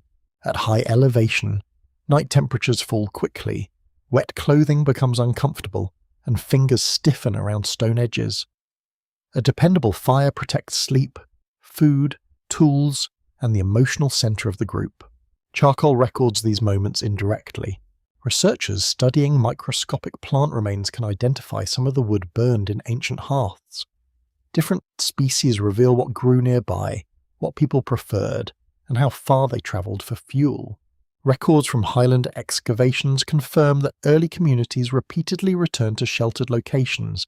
Layers of ashen debris show occupation across long periods rather than one brief visit. A campsite becomes familiar through use. Certain families may choose the same protected wall each season. A flat stone serves repeatedly as a work surface. A narrow corner becomes the place where tools are stored beyond the reach of small children. No plan survives, yet pattern remains. You watch a toolmaker select a piece of stone from a small bundle. The material has been carried from a source beyond the immediate camp. Its colour and texture differ from the local rock.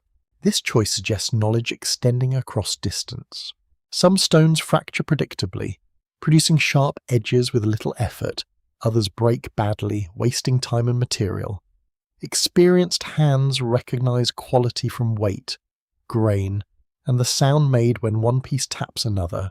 The first strike begins carefully. A flake breaks away, leaving a smooth surface. Another follows at a controlled angle. The toolmaker adjusts grip, studying the shape after every blow. Stone technology rewards patience. A finished point may look simple, but its form depends upon a chain of decisions. One poor strike can snap the piece. A successful point balances sharpness, strength, size, and attachment to a wooden shaft. Stanford University researchers examining ancient technologies have emphasized that tools preserve social learning as much as practical function. A repeated style may reflect teaching traditions passed through families and communities. Skill carries identity. A young person learns by watching. At first, the strikes land too heavily. Flakes break in awkward directions. An older hand intervenes, turning the stone and demonstrating a better angle. Correction is quiet. No written manual explains pressure, rhythm, or force. Knowledge enters the body through repetition. Eventually, the learner hears the difference between a clean fracture and a wasted blow. The camp fills with those sounds. Stone clicks, hide stretches, bone cracks, water simmers inside a container supported near the fire, perhaps using heated stones when direct flame would damage the vessel. Perishable containers rarely survive. Baskets, wooden bowls, fibre bags, and hide pouches vanish in damp soil. Their disappearance creates the false impression that stone objects dominated ancient life. Stone merely survives best. The most frequently used item may have been a woven bag carried every day. A wooden digging stick could provide more food than a hunting point. A cord binding several objects together might save hours of labour. Archaeology favours hardness. You notice a cluster of animal bones near the hearth. Some belong to deer, others to smaller creatures captured with traps, clubs, or simple projectiles. Cut marks appear where sharp tools removed meat from joints. Broken shafts reveal another intention. Long bones have been struck while fresh, opening the cavity where marrow remains protected. The fractures differ from breaks caused by weather or soil pressure. Their shape records deliberate force. Nothing valuable is wasted. Meat feeds the group. Hide becomes clothing, bedding, wrapping, or shelter material. Sinew provides strong binding. Bone can be shaped into points, needles, handles, or ornaments. Even tendons have purpose.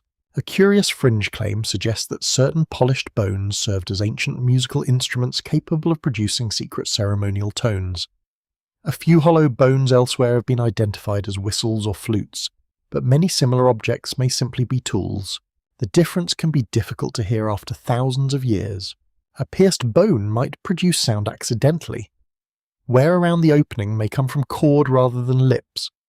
Enthusiasm can turn an ordinary object into a sacred instrument without sufficient evidence. Still, music remains possible. People sing without leaving artifacts.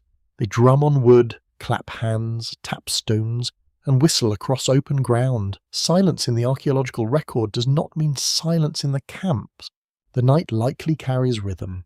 Food preparation leaves clearer traces: burned seeds, fragments of roots, animal grease, and tiny residues cling to tools or hearth sediments.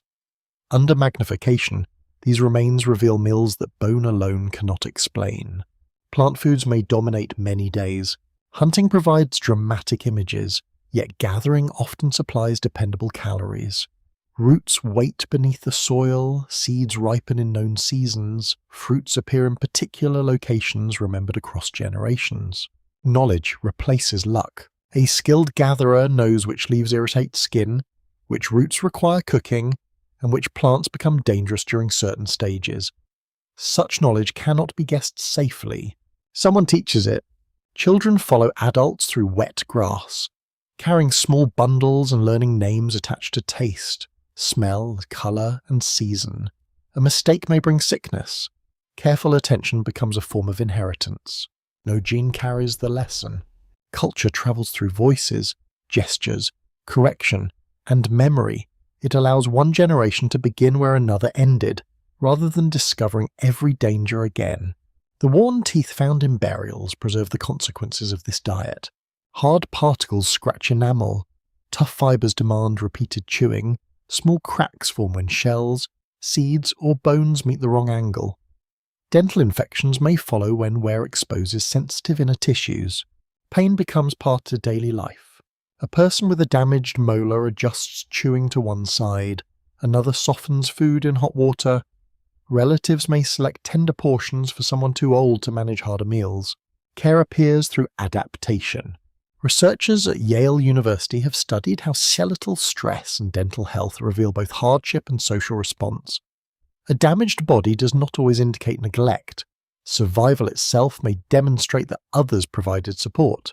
The open scholarly debate concerns how much cooperation can be inferred from illness and injury. These specialists argue that long-term survival with disabilities strongly suggests sustained care. Others caution that individual resilience may explain more than expected. The evidence rarely reveals who helped, how often, or with what emotion. Yet a severe injury that healed over months implies continued access to food and protection. Community becomes visible through recovery. You watch an older person seated near the fire, one hand stiff from an old fracture. He cannot strike stone with former precision, but he recognizes poor material instantly. Younger toolmakers still seek his judgment. Usefulness changes with age. Knowledge may become more valuable as strength declines. A person who walks slowly can remember distant water sources, dangerous plants, family histories, and routes through fog. The camp depends upon many abilities. Children gather fuel, skilled hunters read tracks, experienced hands prepare hides, others tend wounds, carry water, watch infants, or maintain the fire through rain. No single task defines survival. The genetic profile on a screen cannot reveal these roles. It cannot show who preferred quiet work, who told stories badly, or who always burned the evening meal. Archaeology offers only edges, yet those edges are enough to restore movement. You see grease shining on fingers, you hear stone striking bone, you feel heat against your face while cold wind presses against your back. A community gathers around the hearth. Its members are no longer a distant genetic cluster. They are people occupied by hunger, fatigue, skill, affection, irritation, and the endless maintenance of life. The fire burns lower. Someone adds a final piece of wood, then draws a hide closer around tired shoulders.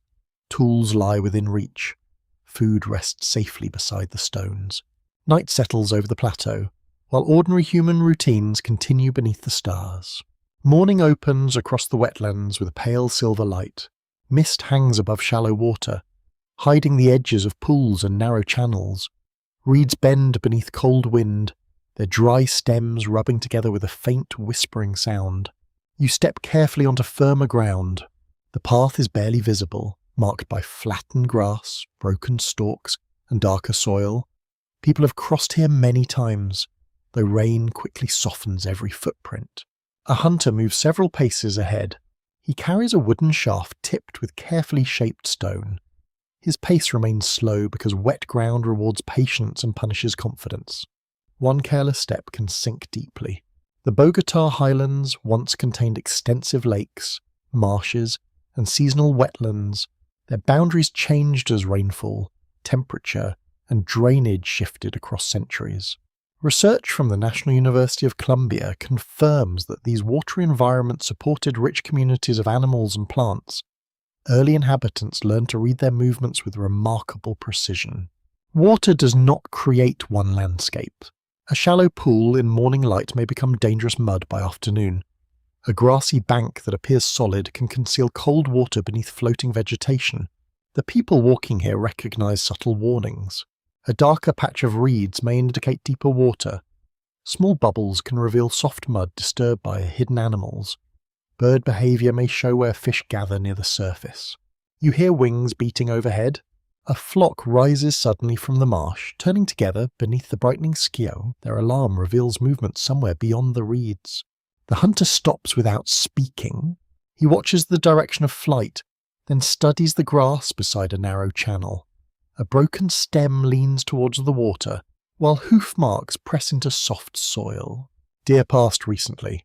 Tracking requires more than identifying prints. The sharpness of an edge suggests time. Moisture within the impression reveals where the morning dew settled afterward. Dung, hair, scent, and disturbed insects provide further clues. The hunter touches the ground, then rubs soil between his fingers. He does not possess supernatural senses. He possesses experience sharpened through thousands of repeated observations. Such knowledge is learned slowly. Children begin by noticing obvious tracks. Adults point towards smaller signs, correcting mistakes without lengthy explanation. Gradually, the wetland becomes readable. Every mark belongs to a sequence. One print shows direction, several show speed. A sudden change suggests fear, injury, or an obstacle hidden from human sight. You continue beside the channel. Cold water reaches the ankles of those walking nearest the reeds. Their coverings darken with moisture, and the chill remains against the skin. Yet wetlands offer rewards worth discomfort. Fish move through connected pools during periods of higher water. Birds gather in large numbers. Rodents, reptiles, amphibians, and grazing animals concentrate around reliable sources. Edible plants also flourish along wet margins. Roots and tubers can provide dependable food when hunting fails. Certain seeds ripen in abundance, while tender shoots appear during predictable seasons. Gatherers carry digging sticks hardened by fire. A woman presses one into the soil beside a familiar plant. She loosens the earth carefully, protecting the useful root from damage. The plant is not taken entirely. Smaller growth remains behind, allowing future harvests. Whether this practice reflects deliberate management or simple convenience remains debated among scholars. Researchers at Yale University have examined how repeated gathering can gradually shape plant communities. Human choices may alter landscapes long before formal agriculture appears. The wetland may therefore be partly cultural. People return to productive patches, clear unwanted growth, scatter seeds, and protect useful plants. These actions leave few obvious archaeological traces. A garden does not require fences. The boundary may exist only within shared memory. Families know which patch belongs to regular use, when it should be visited, and what must remain untouched. The group moves toward open water. A low vessel rests among the reeds, built from bundled plant material and bound with fibre. Such craft would decay completely unless preserved under exceptional conditions. No direct evidence confirms this exact vessel here. Still, simple rafts and reed floats were within the abilities of ancient communities worldwide. Some researchers consider small watercraft likely wherever wetlands shaped daily movement. Others prefer greater caution. A shallow marsh can often be crossed by wading, using raised banks, or following seasonal paths. The presence of water does not automatically prove boating. The debate remains open. You step onto the imagined craft carefully. It shifts beneath your weight, then settles as the reeds support one another. A pole presses against the muddy bottom. The vessel glides through a narrow passage where walking would be exhausting. Water insects scatter across the surface, and tiny ripples spread toward floating leaves. Movement becomes almost silent. This silence matters during hunting. Birds and animals respond quickly to footsteps, snapping stems, and voices carried across open water. A pole produces less disturbance. The hunter crouches near the front, watching a cluster of birds feeding beside the bank. His weapon may be a light spear, dart, throwing stick, or simple projectile. Archaeology rarely identifies every hunting method. Stone tips survive, but wooden traps, nets, cords, and woven snares usually disappear. The surviving record can therefore exaggerate the importance of large weapons. A net may feed more people than a spear. Fine mesh stretched across a channel could catch fish moving between pools. Traps placed along animal paths could work while families gathered plants elsewhere. Efficiency often hides in perishable materials. A quirky theory claims that ancient wetland hunters trained birds to drive fish toward waiting nets. No firm evidence supports such cooperation in this highland setting. The idea persists because birds and humans often observe one another closely. A fishing bird may reveal the location of prey. Human activity may expose small creatures for birds to seize. Shared opportunity can resemble partnership without deliberate training. Nature creates convenient misunderstandings. The craft reaches a low island of firm ground. Dry grass grows above the waterline, offering a place to rest and examine the open basin. The sky feels enormous here. Mountain ridges stand far beyond the marsh, dark against the pale horizon. Clouds cast moving shadows across water, reeds, and grasslands. Weather can be seen approaching. A curtain of rain develops near one ridge. Wind shifts suddenly, carrying the mineral scent of distant soil and the sharper smell of wet vegetation. The group must decide whether to continue. Highland storms can lower temperatures quickly. Clothing made from hide and fibre offers protection, though prolonged dampness becomes dangerous. Shelter lies some distance away.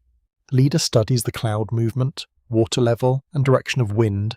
Decisions like this rarely appear in archaeological reports, yet they shape survival repeatedly. A wrong choice may bring exhaustion.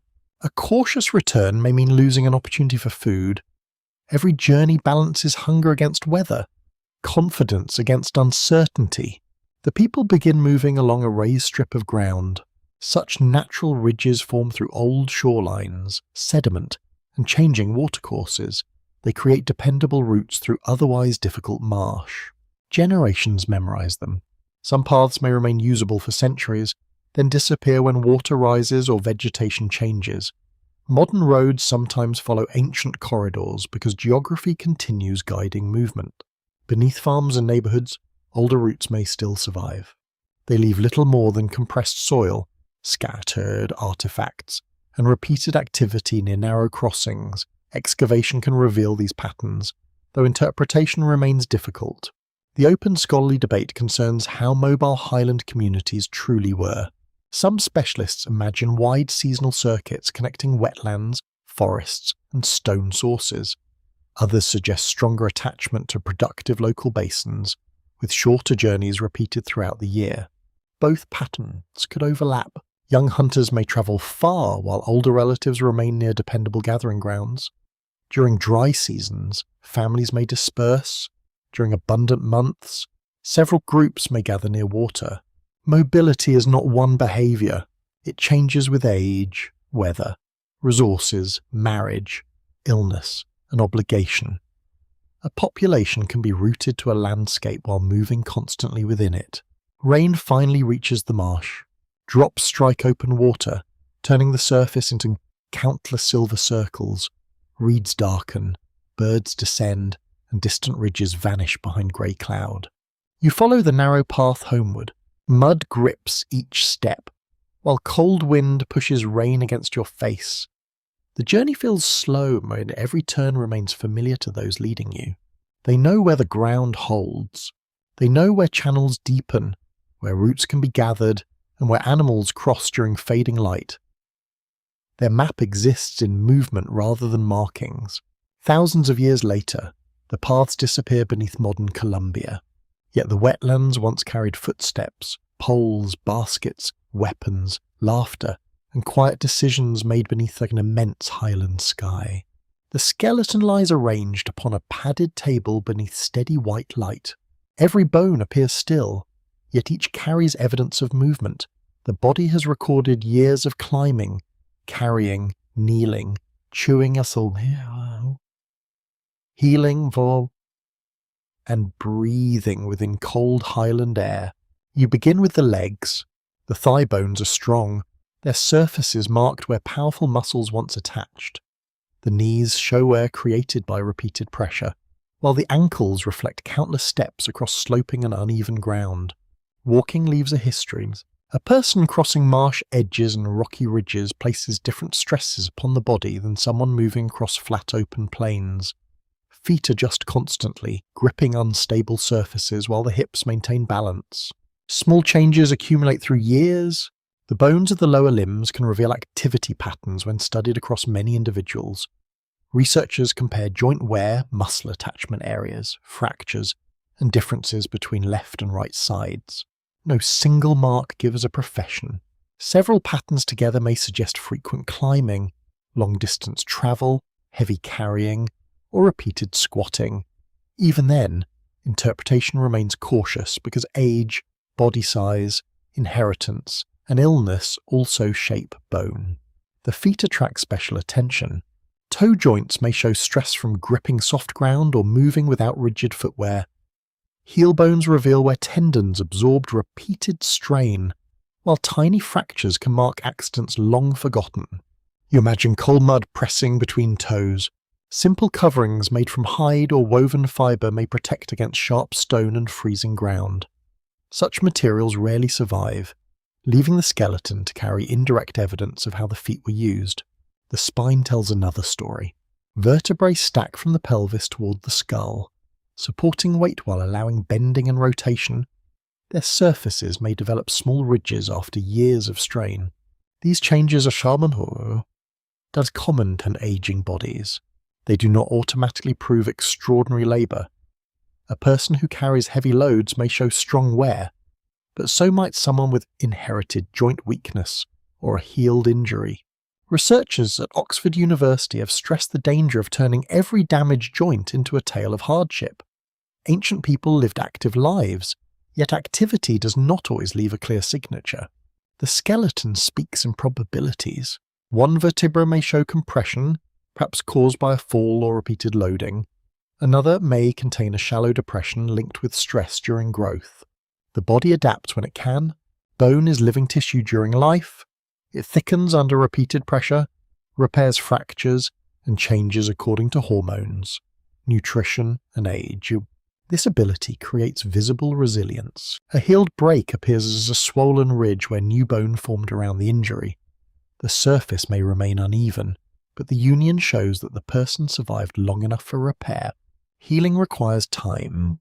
A broken arm limits hunting, gathering, carrying, and tool-making. Someone with such an injury may depend upon others for food and protection during recovery. Care becomes written into survival. The ribs can preserve signs of illness. Smooth inner surfaces may become roughened after infection or chronic inflammation. Such changes cannot always identify the exact disease, yet they reveal that breathing once became painful or difficult. Thin air already challenges the lungs. At high elevation, the body receives less oxygen with every breath. People born within such environments may develop larger chest dimensions, altered circulation, and other physiological responses. These adaptations vary among populations. Research from universities in the United States has shown that highland groups around the world develop different biological solutions to the same problem. The human body does not follow one universal path. Culture also reduces physical stress. Clothing, shelter, fire, pacing, and shared labour can protect the body as effectively as inherited traits. A person may thrive at altitude because community knowledge supports every breath. The ribs therefore reflect biology and behaviour together. You turn toward the arms. The upper arm bones show where shoulder and chest muscles once pulled strongly. Repeated throwing, scraping, grinding, and carrying may create uneven development between the dominant and supporting sides. One arm may become slightly more robust. This difference can suggest habitual activity, though it cannot reveal whether the person preferred a spear, a digging stick, or some vanished wooden tool. Soft materials hide in hardin. Higher occupation. A basket maker may leave few surviving objects, yet years of twisting fibre could mark wrists and fingers. A hide worker might develop strong forearms from scraping resistant surfaces. The hands preserve traces of precision. Tiny bones within the fingers can show arthritis, fractures, or repeated strain. A damaged joint may stiffen, changing how tools are held. Adaptation follows injury. Someone who loses movement in one finger learns another grip. Another person may switch hands, creating new patterns across the arms.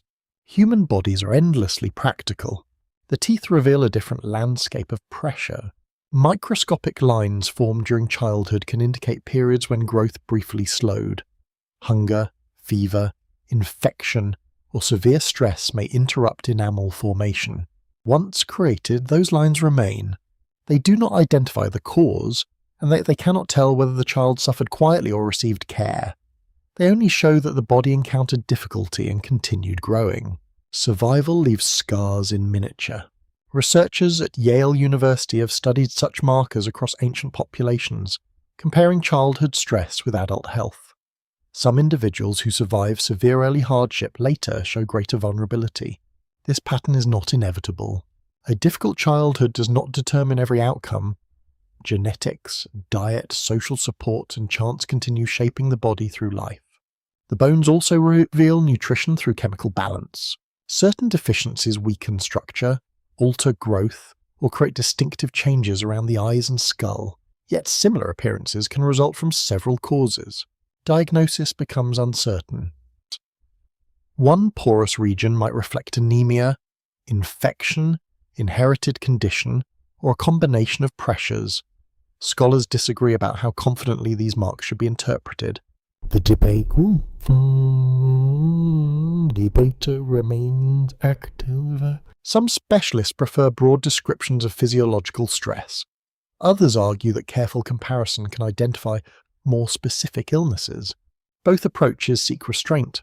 Ancient skeletons invite dramatic stories because their silence leaves space for imagination. A damaged bone easily becomes evidence of battle, punishment, or ritual. The ordinary cause is often more likely. A fall on wet ground can break a wrist. A heavy load can strain the back. A tooth infection can spread without any mysterious explanation. Daily life is dangerous enough.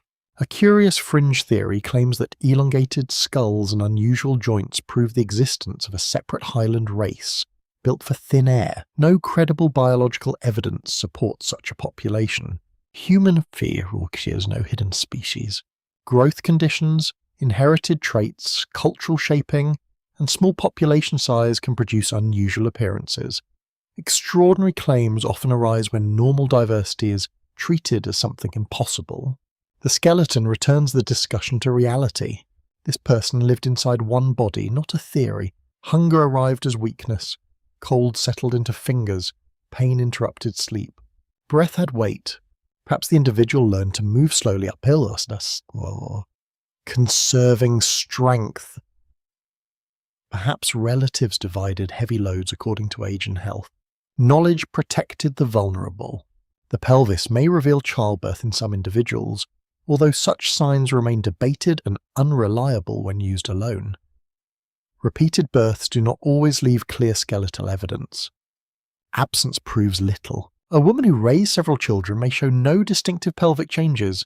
Another person may display similar marks for unrelated reasons. The body refuses simple biography. Age estimates carry the same uncertainty. Young adults can often be assessed through growth and tooth development. Older adults become harder to place because aging proceeds differently according to health, diet, activity, and inheritance. A person described as middle-aged may have been somewhat younger or older. Ancient life expectancy is also frequently misunderstood. Low average ages often reflect high infant mortality rather than every adult dying young. Many individuals who survived childhood could live for several decades. Some reached old age. Their worn joints and damaged teeth may appear severe, yet they also demonstrate endurance. Pain and survival can occupy the same body. You look across the complete skeleton. It carries no single message. It contains overlapping signals from ancestry, altitude, labour, illness, nutrition, injury, and care. Each mark belongs to several possible stories. The body was shaped by mountains, but also by family.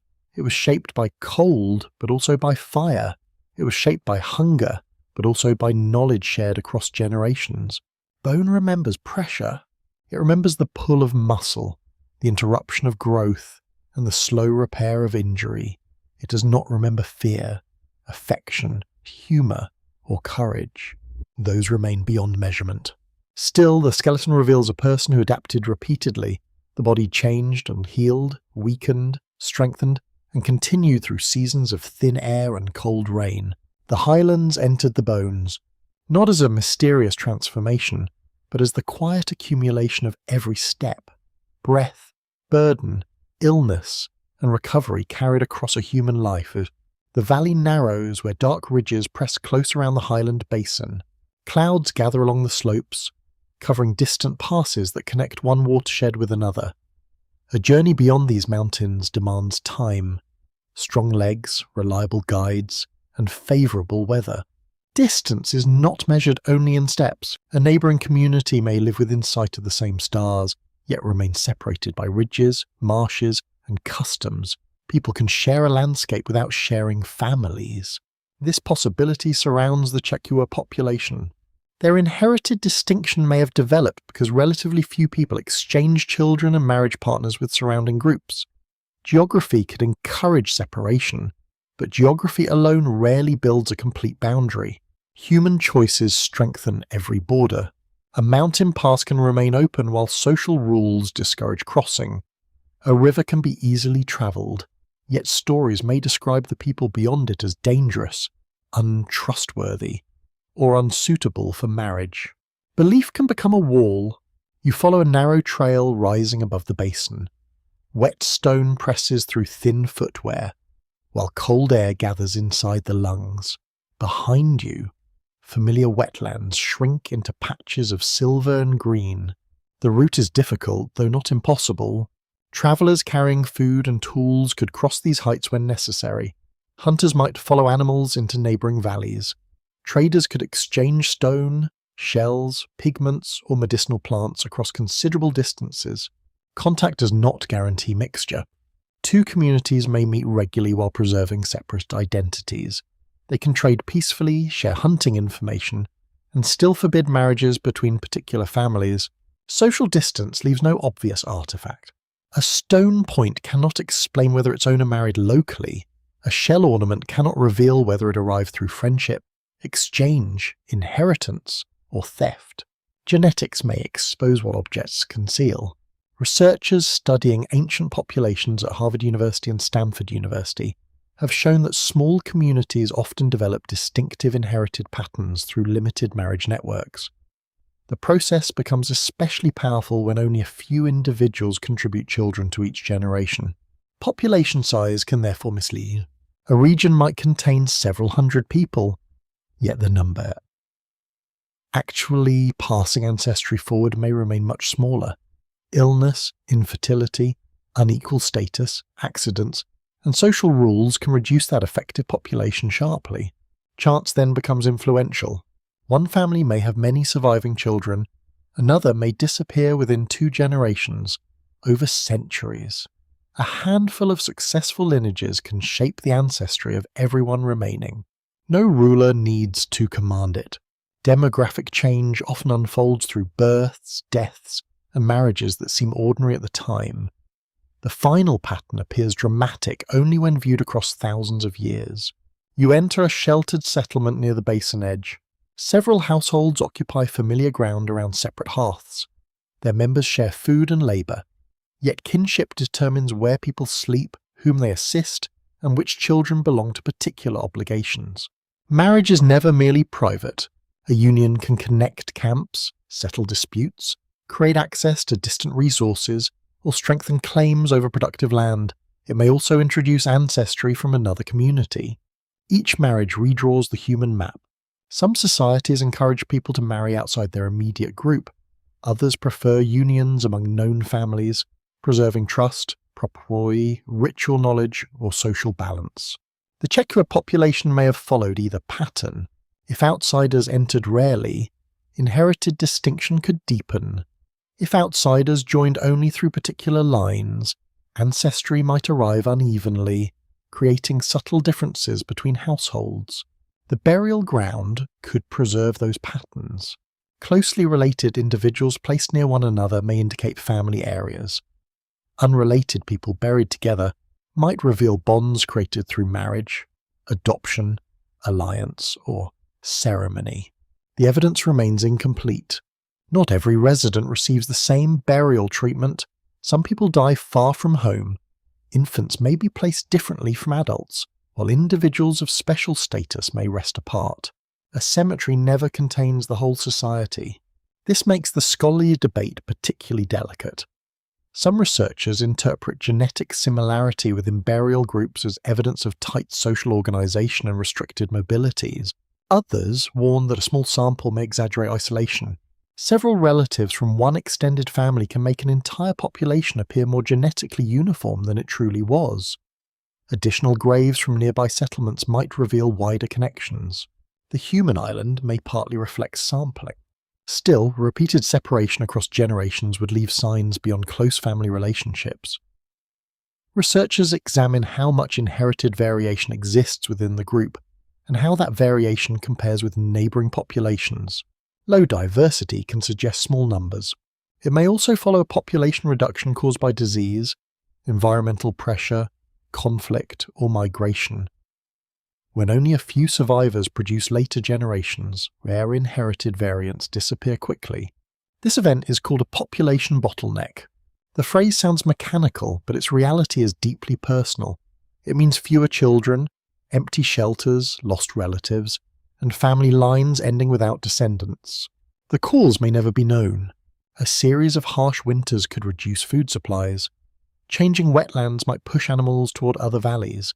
Infection could spread through gatherings, while repeated injuries or childbirth complications quietly lowered population growth.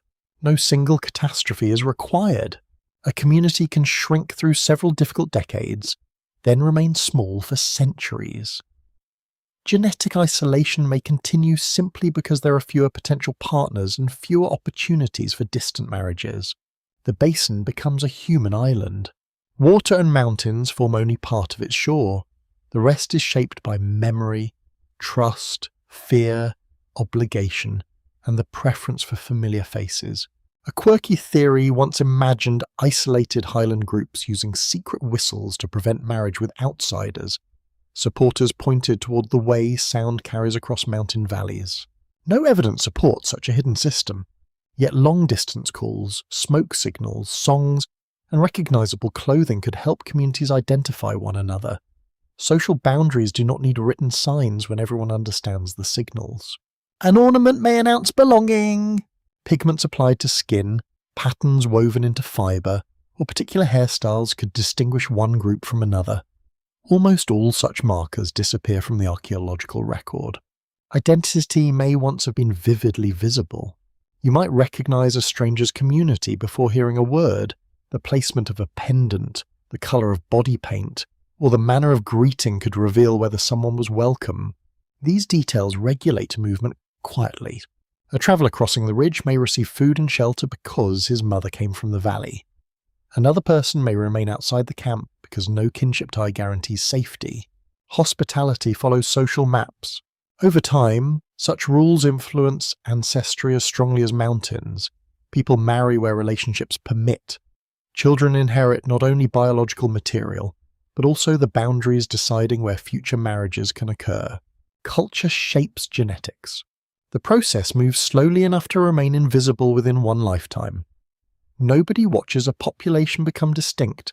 People simply follow customs taught by parents and grandparents. Centuries do the rest. Researchers published in Science have shown that ancient communities sometimes maintained genetic separation despite living near one another.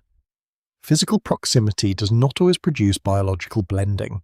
Human societies can remain surprisingly closed. Yet complete isolation is uncommon. A single outsider can introduce ancestry that survives for generations. Several marriages can alter the genetic pattern of a small population noticeably. The Chekwa community may therefore have balanced openness and protection. Perhaps strangers entered occasionally, selected through alliances or practical need.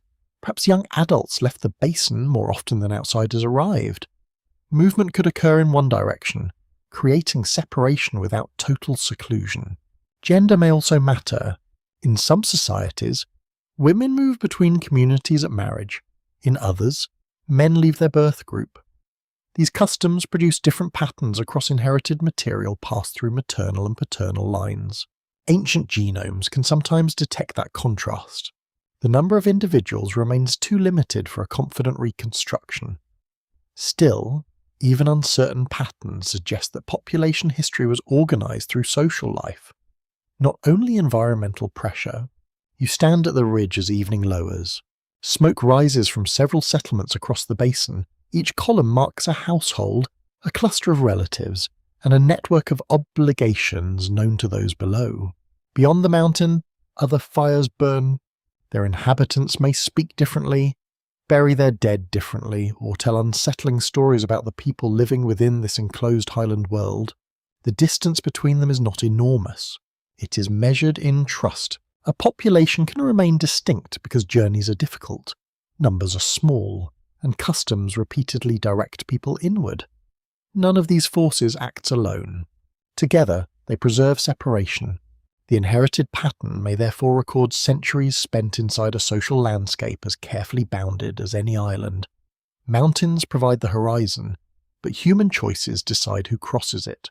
A new set of footsteps enters the highland basin beneath a bright, windless sky. The travellers descend through a mountain pass carrying baskets, tools, seeds, and memories formed in another landscape. Their clothing is suited to colder air, though the thin atmosphere still slows their breathing. They do not arrive as a conquering army. Families move in small groups, pausing near springs and sheltered slopes. Some may follow relatives who crossed earlier. Others may be seeking fertile ground, safer territory, or access to trade routes. Their presence changes the human landscape. Ancient remains from later highland communities carry genetic patterns unlike those identified among the Chekwa individuals. The contrast suggests that new populations entered the plateau and became established within regions once occupied by other groups. This transformation may have unfolded gradually. A few households could settle near an existing community, exchange food, and learn local roots. Children might grow familiar with both traditions. Marriage could connect newcomers with residents, while tension might separate them. Not every arrival becomes a replacement. Some migrations create mixture. Others create parallel communities that share resources without sharing identity. A population can also become dominant simply because its numbers grow faster across several centuries. You watch the travellers reach a broad valley. The soil appears dark and rich near the water. Wild plants grow thickly along the edges, while open ground offers space for repeated settlement.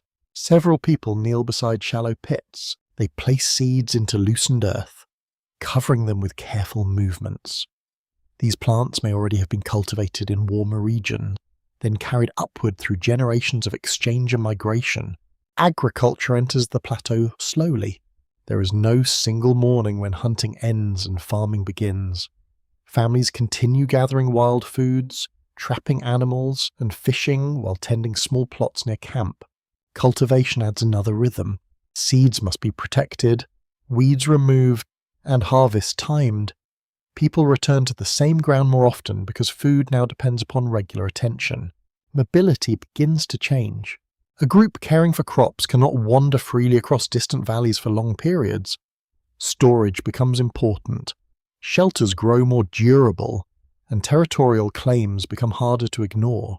The land acquires boundaries. Mainstream archaeology confirms that farming societies expanded through the Colombian highlands over long periods, carrying domesticated plants and new forms of settlement. Researchers from the National University of Colombia have traced these changes through tools, food remains, burial practices, and shifts in population. Genetic evidence adds another layer. Later highland inhabitants do not appear to descend directly from the distinct Chakua lineage in any simple way. Their ancestry connects more closely with populations moving through other parts of northern South America. The mountains did not prevent migration. Passes, river valleys, and linked basins created routes that experienced travellers could follow. A journey remained difficult, but difficulty rarely stops people facing hunger, conflict, curiosity, or opportunity. You hear unfamiliar speech near the water. Words carry sounds not recognised by the older residents. Gestures help bridge simple exchanges. A basket of roots is offered, a stone blade is examined, someone points toward a distant ridge where useful material can be found. Trust develops slowly. One successful exchange does not erase suspicion. Newcomers may use land differently, cut plants at unfamiliar times, or enter places considered sacred. A shared spring can become a source of cooperation. It can also become a source of conflict. Archaeology seldom preserves the first argument. It may reveal burned structures, defensive settlement patterns, or injuries, yet such evidence can carry many explanations.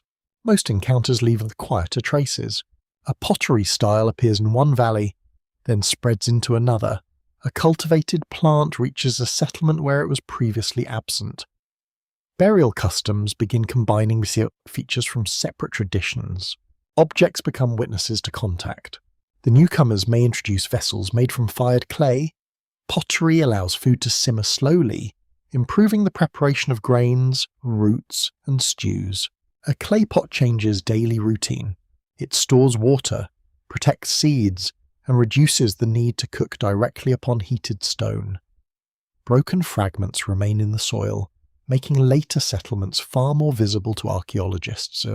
Earlier communities appear faint partly because they left fewer durable objects.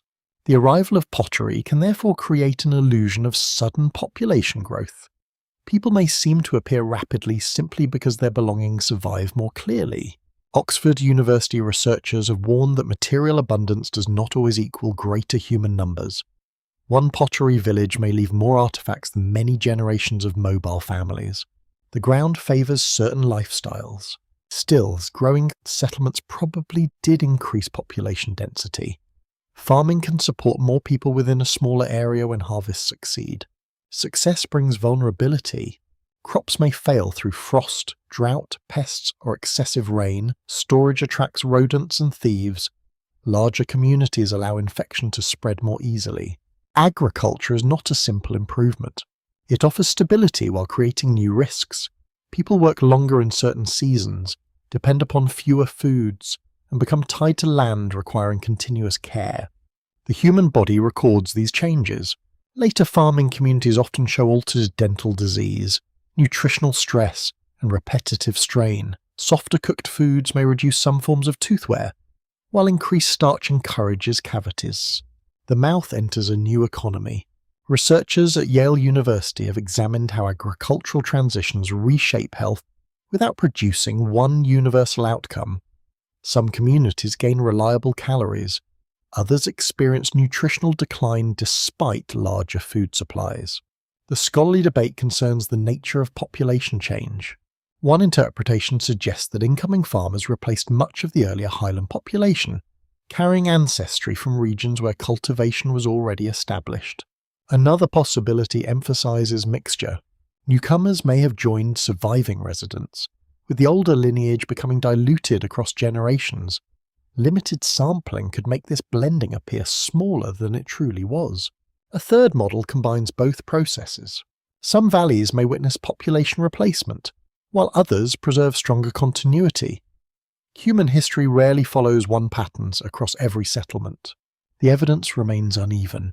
A few skeletons cannot represent every family living across the plateau. Some communities may have buried their dead in ways leaving little recoverable material.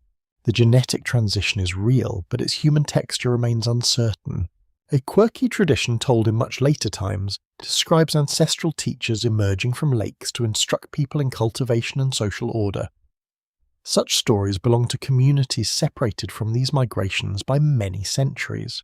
They cannot serve as direct records, yet water often becomes sacred where farming depends upon rainfall, springs, and fertile wetlands. Myth may preserve emotional truths about dependence upon the landscape, even when it does not preserve literal events. The newcomers look toward the marsh. They see more than water. They see fields that might be cleared, channels that might be managed, and soil that could support future generations. The older residents may see something different. They see hunting paths, gathering places, burial grounds, and stories attached to reeds, stones, and distant ridges. Two maps occupy the same land. Neither map is visible from the sky. Each exists within memory, use, and inherited obligation. Tension may rise where those maps overlap. A garden expands across a former gathering patch. A settlement blocks an old route. A burial place becomes surrounded by fields. Change enters quietly. Children born into mixed households may understand both worlds. They learn several ways to prepare food, several names for the same mountain, and several stories explaining why people belong there. Their identities do not fit a simple diagram. Across generations, the newcomers become locals. Their houses settle into the soil. Their dead join the plateau. Their crops shape the vegetation, while their ancestry spreads through growing communities. The basin receives them completely. Mist still gathers over the water. Cold wind still moves through grass, yet the human pattern has shifted. New families now will walk the mountain paths, carrying a different inheritance into the same highland silence. Silence does not descend upon a population in a single night.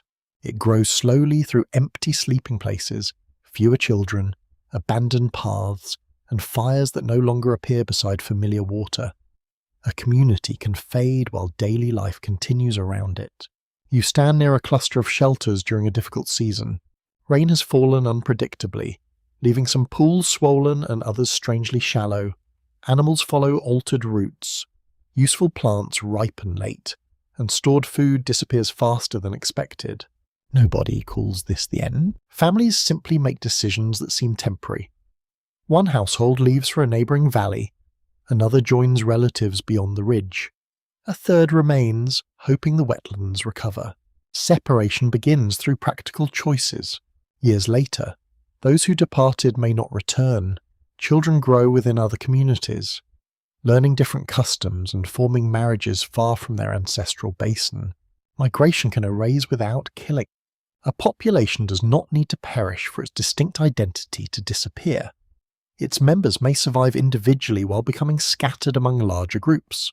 The inherited pattern weakens with each generation. Imagine a small stream entering a broad river. Its water continues forward, yet the original current becomes impossible to trace by sight alone. Human ancestry can follow that quiet course. The Chikua lineage may have entered neighbouring populations through occasional marriages, adoption, and migration. If those surrounding communities were much larger, the older genetic signal could become increasingly faint. Several centuries might reduce it beyond recognition. This process is called absorption, though the word sounds more peaceful than reality may have been. People entering another community often face difficult choices concerning language, ritual, marriage, and belonging. Some adapt willingly. Others may be displaced by hunger, conflict, or pressure from expanding settlements. Children can grow within a new society while hearing only fragments about the places their grandparents once knew. Identity fade before ancestry does. A grandmother remembers an old burial ground. Her daughter understands the story but never visits it. Her grandchildren know only that their family came from somewhere beyond the mountains. 1 generation later, even that disappears. No official record marks the loss because no written administration exists. The disappearance survives only as changes in settlement patterns, burial customs, tools, and inherited material. Archaeologists search for those transitions.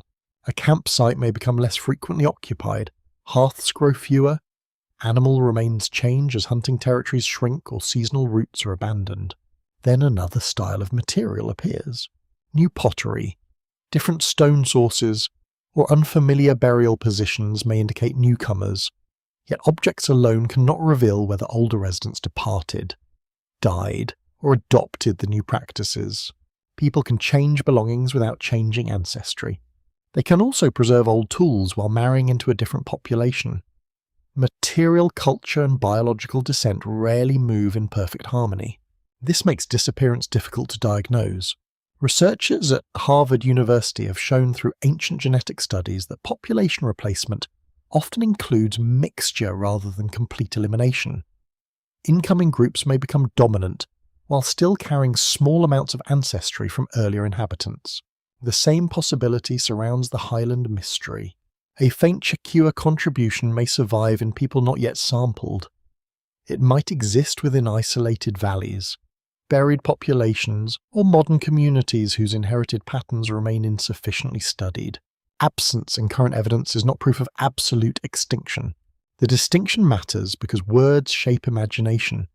Extinction suggests a final death, with the last individual leaving no descendants. Genetic disappearance can mean something subtler. Descendants may exist, yet the distinctive population pattern has dissolved through repeated mixing. The people continue biologically while their earlier identity becomes invisible to available methods. You watch a family preparing to leave the basin. Their possessions fit into baskets, hide bundles, and wooden frames. A child carries a small tool, proud of being trusted with something useful. The journey is presented as temporary. They will return when hunting improves. They will visit the graves when the weather becomes kinder. They will repair the shelter during the next dry season. Such promises are common. Distance complicates return. New obligations appear elsewhere. A marriage ties one traveller to another valley, while illness delays an older relative. The abandoned shelter begins to collapse. Rain enters through the roof. Rodents scatter stored seeds.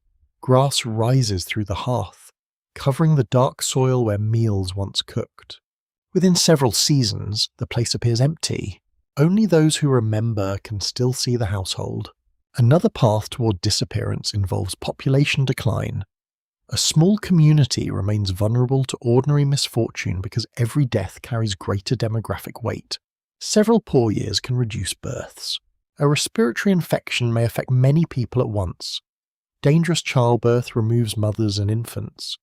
Hunting accidents take experienced providers whose knowledge cannot be replaced quickly. None of these events needs to become catastrophic alone. Together, they can shrink a community below the number required for long-term recovery. Survivors then join neighbouring groups because remaining alone becomes impossible. Demography can be merciless without appearing dramatic. A large society absorbs losses through numbers. A small population may lose an entire lineage when one family has no surviving children. The genetic consequences become enormous. Traits once common disappear. Ancestral variation narrows. Later generations carry only fragments from the smaller group. The open scholarly debate asks whether the highland transition reflects migration, absorption, population collapse, or some combination of all three. Some scholars emphasize environmental pressure.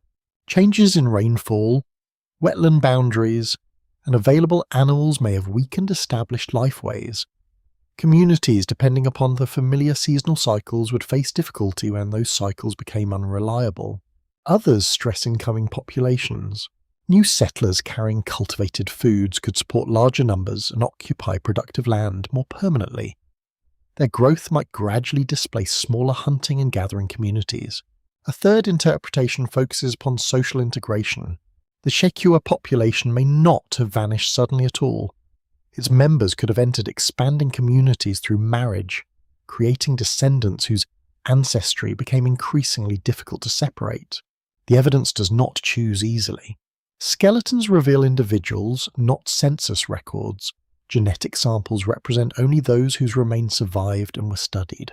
A valley containing hundreds of ancient inhabitants may be represented by 3 people. That imbalance encourages caution. Violence remains another possibility, though no evidence requires a large massacre. Conflict can reduce access to hunting grounds, water, and safe routes without leaving widespread injuries upon skeletons. Threat alone can cause migration. A community repeatedly pressured at its borders may abandon valuable territory rather than risk continued confrontation. Such movement leaves little direct proof. The absence of weapons in a grave proves nothing. The presence of an injury proves only that violence occurred, not that it destroyed a population. Ancient life contained accidents, disputes, hunting wounds, and interpersonal conflict that never became organized warfare. Scholars must resist dramatic conclusions. A quirky fringe tale imagines the lost Highlanders entering hidden caverns beneath the mountains, where their descendants supposedly remain concealed. No archaeological evidence supports such survival. The story persists because disappearance creates discomfort. People prefer a hidden refuge to the ordinary truth that communities can dissolve through migration, marriage, and declining numbers. A secret cave preserves identity. Real history often does not. You stand beside the final occupied shelter as evening darkens the basin. Smoke rises from one hearth, thinner than it once was. Several families are already gone. Those remaining speak of relatives in distant valleys. Some plan to follow when the rainy season ends. Others insist that the land will recover. Both choices carry hope. Nobody understands that future researchers may describe them as a vanished population. They do not feel vanished. They feel tired, uncertain, and still alive. A child listens while an older person names ridges hidden in cloud. The names matter tonight, even if no later language preserves them. The fire settles lower. Perhaps descendants survive far beyond the basin, carrying unnoticed fragments of this lineage. Perhaps the distinctive ancestry truly ends within a few generations. The skull cannot decide between these possibilities. It reveals only that a population once existed, and that later people did not carry Sebit's pattern in any simple, visible form. The ending leaves no witness. There is no last door or speech, no final ceremony, and no single person who understands what is being lost. There are only departures. A shelter empties and a path closes beneath grass. Child adopts another community's words. Then the old population becomes silence. Warm rain falls through the forest near the narrow lands joining 2 continents. You hear it striking broad leaves, exposed roots, and the dark surface of a river flowing toward the Caribbean Sea. The air feels heavier here, upon the high plateau. Every breath carries moisture, flowering plants, mud, and distant salt. Northward lies Central America. Southward opens the enormous continent of South America, with its mountains, forests, plains, and river systems. Between them, the lands of Colombia and Panama form a passage that appears narrow upon a map. On the ground, nothing feels narrow. Steep ridges divide watersheds, rivers twist through dense vegetation, seasonal floods transform paths into channels, while tropical growth can hide a trail within weeks. This corridor is not a bridge of open stone. It is a living maze. For ancient travellers, movement through this region requires intimate knowledge of rainfall, plants, rivers, tides, and safe resting places. Coastal travel offers food and direction, yet storms and mangrove swamps create their own dangers. Interior routes offer fresh water and shelter. They also demand climbing, crossing rivers, and finding passages through forests where the horizon disappears behind leaves. People move through these landscapes for thousands of years. Some travel southward during the first settlement of the continent, Others move northward generations later, carrying ancestry, tools and cultivated plants, stories, and marriage ties. The passage works in both directions. Genetic evidence from communities nearer Panama reveals connections with later populations across northern Colombia. Those links suggest that the region remained active long after the first settlers crossed into South America. It was never a forgotten doorway. Researchers from Harvard University and Stanford University have shown that population history across the Americas includes repeated contact rather than one simple southward migration. Ancient communities separated, expanded, and sometimes reconnected across surprising distances. Colombia stands near the center of those movements. Its Caribbean coast opens toward islands and northern shorelines. Its Pacific valleys connect humid coastal environments with mountain routes. Major rivers lead inland, creating corridors between lowlands and elevated basins. Geography encourages many paths. A traveller following one river may reach a valley leading toward the Andes. Another family moving along the coast may remain close to marine foods for generations. Their descendants can later meet again. You follow a canoe through slow water beneath overhanging branches. The vessel is narrow, shaped from wood through patient cutting, scraping, and controlled burning. Paddles enter the river quietly, hissy. Bundles rest near the centre, protected beneath woven coverings. They may contain dried food, stone material, seeds, ornaments, or gifts intended for distant relatives. A child watches the banks closely. Monkeys move above the water. Birds flash between trees, and insects gather around every patch of exposed skin with remarkable enthusiasm. Ancient travel includes many such indignities. History remembers migrations as graceful arrows crossing maps. Real journeys involve wet bedding, swollen feet, spoiled food, biting insects, and someone discovering that the basket was not tied properly. Human expansion remains heroic despite the inconvenience. The canoe reaches a settlement where several houses stand above damp ground. Smoke escapes through roofs woven from leaves and fibre. The visitors are expected. A woman recognizes one traveller as a relative through her mother's family. Another visitor speaks with an unfamiliar accent, though certain words remain understandable. Kinship crosses the river before goods do.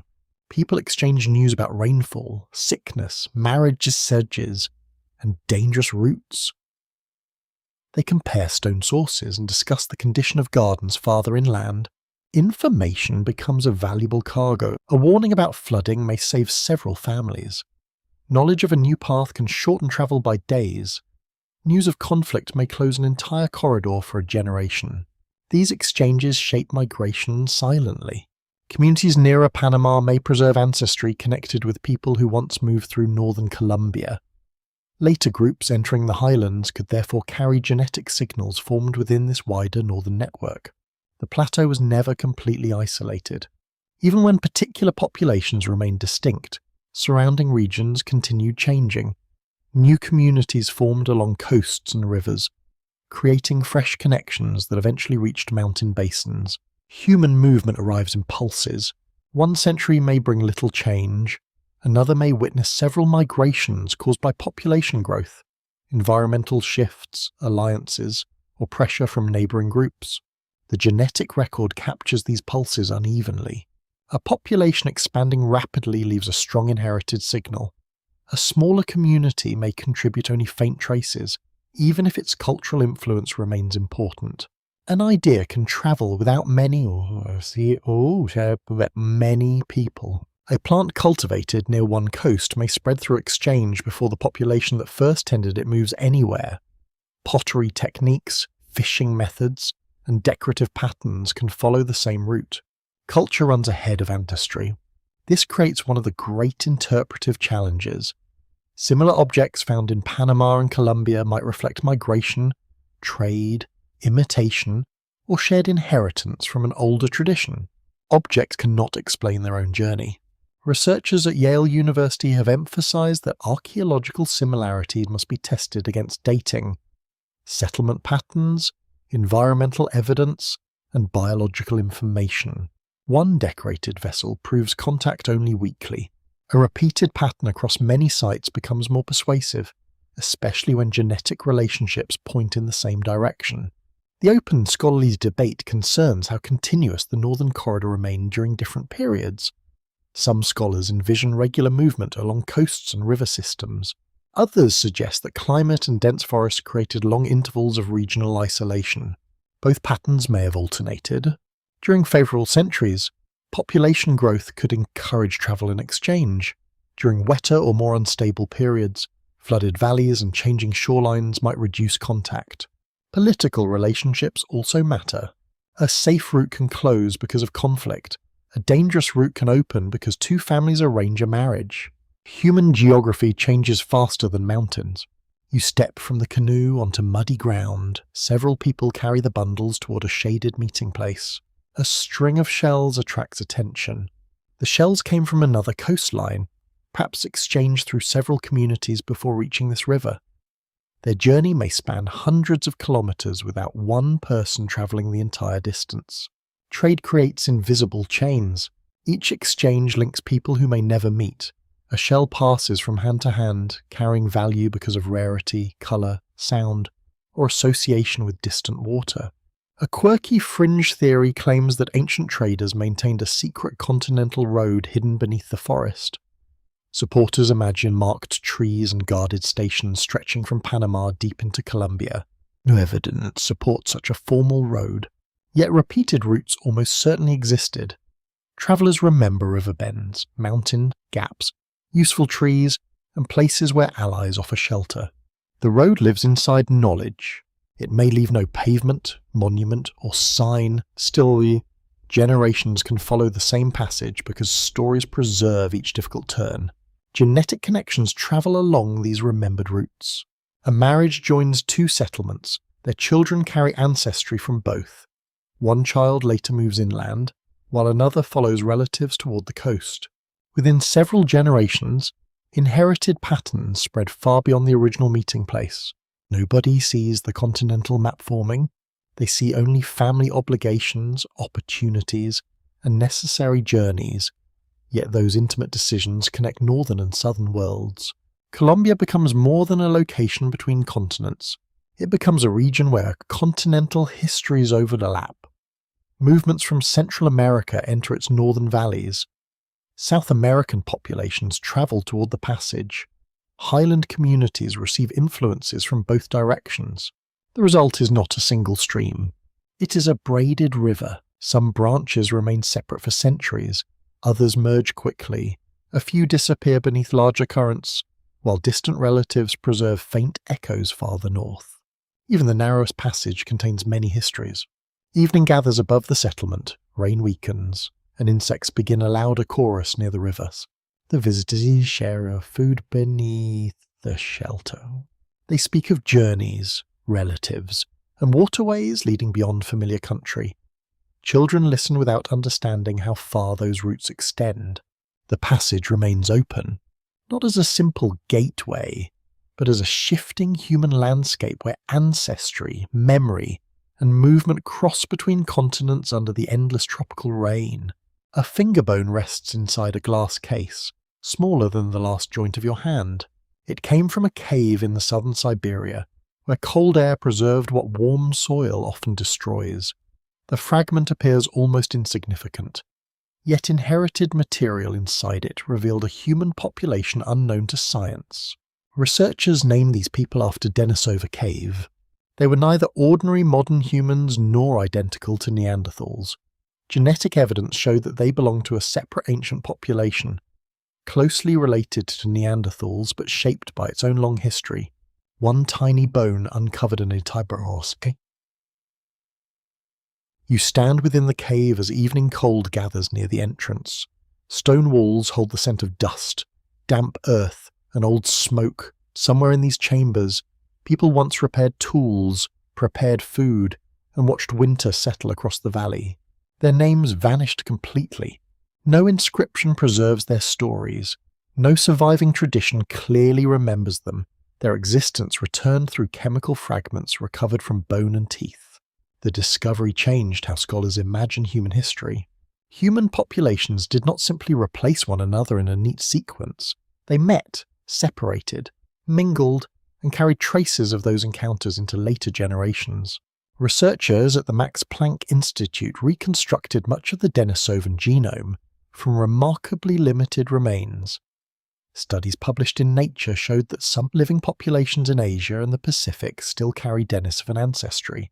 The vanished population did not vanish entirely. Part of it survives within people whose ancestors met Denisovans thousands of years ago. Their distinct community disappeared, yet inherited fragments crossed into another human future. You follow that idea eastward. Mountain passes open toward high plateaus, forests, and distant coastlines. Denisovan-related populations may have lived across a vast region, though only a few physical remains have been identified. Their genetic traces spread farther than their known bones. This imbalance feels almost unsettling. A population may leave descendants across enormous distances, while preserving only a tooth, a jaw, and several fragments for archaeology to recover. The body survives inside strangers. Another hidden population appears in the ancestry of ancient northern Eurasia. A child buried near Lake Baikal carried a combination of inherited patterns connecting Western Eurasian groups with the ancestors of indigenous Americans. Researchers named the broader ancestral population ancient North Eurasians. They occupied cold northern landscapes during the Ice Age, moving across open country where grasses, rivers, and large animals shaped survival. Their direct communities disappeared, yet their ancestry entered several later populations. You picture a winter camp beneath a dim sky. Snow presses against hide shelters, firelight glows through seams, while people divide meat and repair clothing stiffened by frost. Their world seems remote from the tropical forests of South America, yet inherited connections can cross astonishing distances through generations of movement. Ancestry carried from northern Eurasia contributed to populations that eventually entered the Americas. The journey took centuries. Nobody walked from Siberia to Colombia in one heroic expedition. Families moved, separated, and formed new communities across distances too large for any single memory to contain. The population changed while the ancestry continued. Ancient genetics repeatedly reveals these lost contributors. Some are known from bones. Others appear only because later people carry inherited combinations that cannot be explained by sampled populations. Scientists call these ghost populations. The phrase sounds like something whispered beside a candle, though it describes a mathematical inference. A missing population is proposed because the observed genetic pattern requires an unseen source.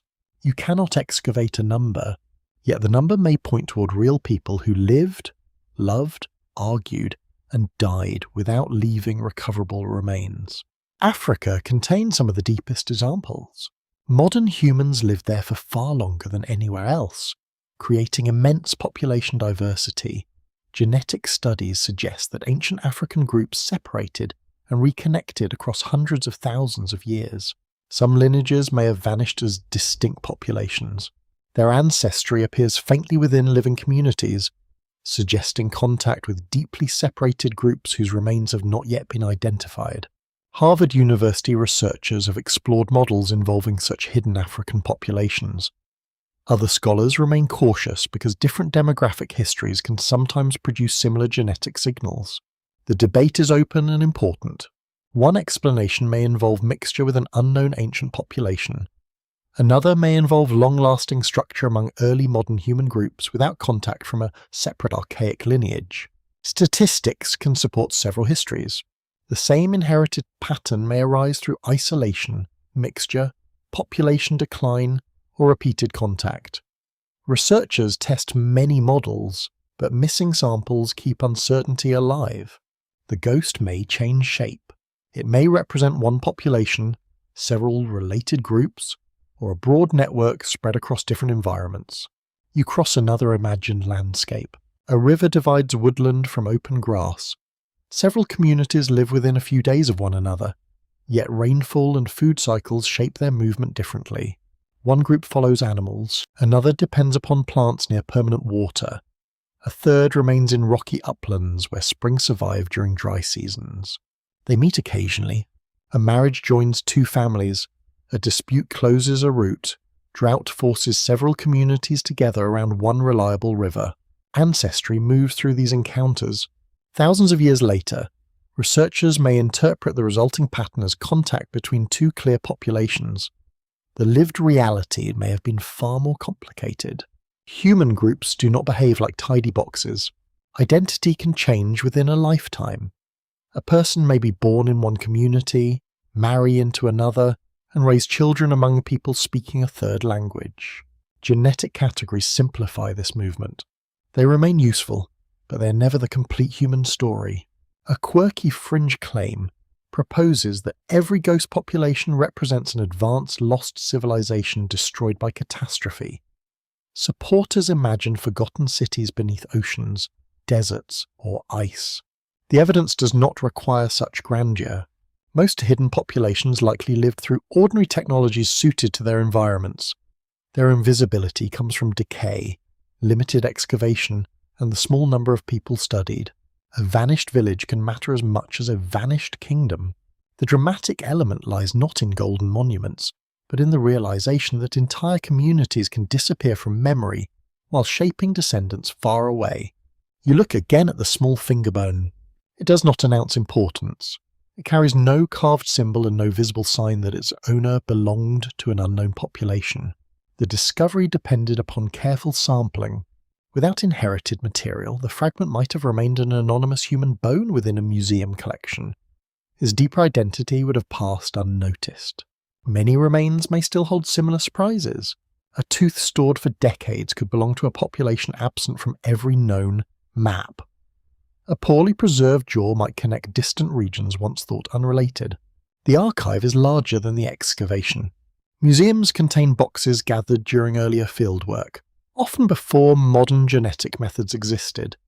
Some specimens lack precise context, while others remain well documented but unstudied. Each carries possibility and responsibility. Sampling must remain careful because discovery can destroy part of the material.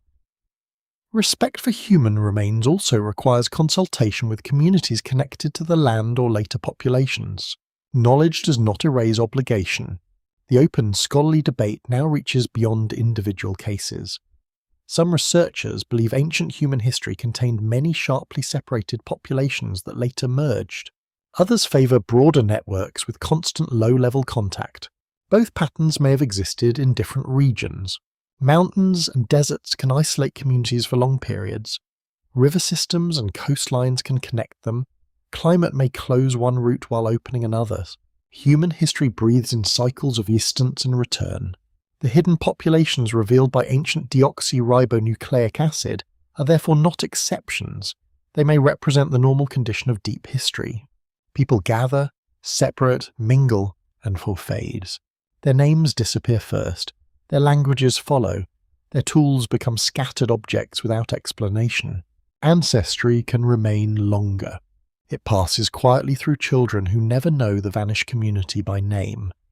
Centuries later, even that signal weakens, leaving only small inherited fragments. You sense countless lives behind those fragments. They crossed rivers, climbed ridges, cared for injuries, and watched familiar constellations move above landscapes now transformed. Their populations vanished from memory, yet they continue to disturb every simple story of human origins, reminding you that humanity has always contained more branches than history remembers. A date appears beside the skull, printed neatly upon a museum label. The number looks precise, almost reassuring. It seems to promise that science has placed this person securely within time. Yet ancient dates are rarely so obedient. Researchers often estimate age through radiocarbon analysis, which measures the changing amount of radioactive carbon preserved within once living material. The method transformed archaeology because it allowed bones, charcoal, seeds, and other remains to enter a measurable timeline. Still, every date contains uncertainty. A laboratory may report a central estimate surrounded by a range of possible years. The true moment of death could fall anywhere within that interval. Calibration makes the picture more complex. The amount of radioactive carbon in the atmosphere changed across centuries. Scientists compare measurements with long records preserved in tree rings and other natural archives. This correction improves accuracy. It can also produce several possible calendar ranges from one measurement. A skeleton may belong securely to a broad period while resisting assignment to one exact year. The museum label cannot explain all this. It offers a simple number because visitors cannot sleep comfortably beside a paragraph of statistical probability. You look again at the skull. Its date depends upon the material tested. A piece of charcoal found near the burial might come from an older fire already present in the soil. A root could introduce younger carbon. Water moving through the grave may carry chemical traces from surrounding layers. Conservation treatments applied decades ago can complicate measurement further. Even diet can alter apparent age. People who consume large amounts of fish may absorb carbon from water systems containing older geological sources. Their bones can therefore appear older than they truly are. This is called the reservoir effect. The phrase sounds like a plumbing concern, yet it can shift an archaeological date by centuries. Researchers must understand local rivers, lakes, and food habits before accepting the first result. A meal can distort time. Studies from the University of Oxford have helped refine radiocarbon calibration and identify such hidden influences. Their work shows that dating is not a single machine producing unquestionable truth. It is an interpretation built from chemistry, environment, and context. Several samples strengthen confidence. Bone, tooth, nearby charcoal, and associated plant remains may be tested separately. Agreement suggests that the burial has been placed correctly. Disagreement demands patience. The problem may involve contamination, disturbed soil, reused graves, or materials belonging to different occupations. An excavation layer can contain several times at once. People return to the same shelter across centuries. They dig pits through older deposits, scatter ash, move stones, and bury relatives near forgotten hearths. The ground becomes layered history. A skeleton discovered beside an ancient tool does not automatically belong to the toolmaker. Their closeness may result from later disturbance rather than shared life. Position must be documented carefully. Field drawings, photographs, soil descriptions, and precise measurements preserve relationships that disappear once objects are removed. One careless excavation can destroy questions permanently. The skeleton itself also presents limits. One individual cannot represent every person living within a region. A skull may carry unusual features because of family inheritance, childhood illness, or simple human variation. It may be exceptional. Researchers need larger samples to distinguish population patterns from personal difference, yet ancient preservation rarely provides the numbers modern statistics prefer. A community of thousands may leave only several usable genomes. Those individuals may not form a random sample. Formal burials could favour certain families, age groups, social roles, or periods. Children often preserve poorly. People who died during travel may never return to the main burial ground. Others may receive treatments leaving no recoverable skeleton. The sample dead are not the complete population. This problem is known as sampling bias, though the phrase feels too mild. Entire lives vanish from the reconstruction simply because their bodies did not survive in suitable conditions. Genetic studies inherit the same imbalance. Dense bone preserves inherited material better than fragile bone. Cool graves outperform warm ones. Certain individuals therefore speak more loudly through science, although they held no greater importance in life. Preservation creates accidental privilege. A quirky but serious detail concerns teeth kept in old museum collections. Earlier conservators sometimes repaired them with glue, shellac, or wax. Those materials can interfere with chemical testing. A specimen may look beautifully preserved while carrying modern compounds deep within its surface. The attempt to protect history can make later analysis harder. Scientific practice changes over time. Methods once considered responsible may later appear damaging. Researchers therefore document every treatment and examine collection records before sampling. Sometimes the record is missing. A skull may have been moved among boxes, mislabeled, or separated from its original excavation notes. Without secure context, even excellent genetic preservation answers fewer historical questions. An ancestry pattern without location loses meaning. A date without burial context becomes a floating point.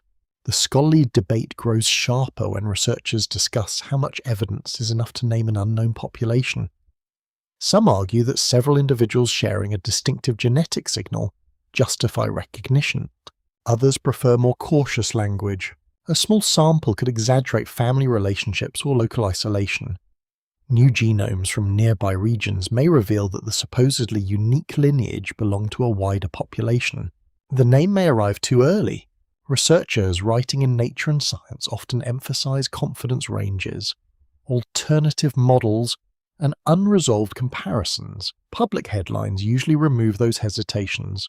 Uncertainty travels bad, or a careful statement that a population appears genetically distinct within available samples may become a claim that scientists discovered a completely unknown race. The evidence has not changed, only the language has become louder. You remain beside the skull while labels, graphs, and interpretations gather around it. Each method reveals something useful, yet every method also creates a boundary. Bone measurements cannot recover language. Genetics cannot reveal personal belief. Radiocarbon dating cannot identify the exact season of death without exceptional evidence. Burial position cannot explain every emotion. Even the most complete skull cannot tell you whether this person felt at home upon the plateau. It cannot describe a childhood friendship or the sound of a familiar voice. Science reconstructs patterns, not private memory. That limitation does not weaken the discovery. It gives the person dignity by resisting invention. There is also an ethical boundary. Human remains are not ordinary objects, even when they have rested in museum storage for many decades. They belong to people whose bodies may still hold spiritual, cultural, or ancestral significance. Research requires more than technical permission. Institutions increasingly consult indigenous communities, local authorities, and cultural representatives when studying ancient remains.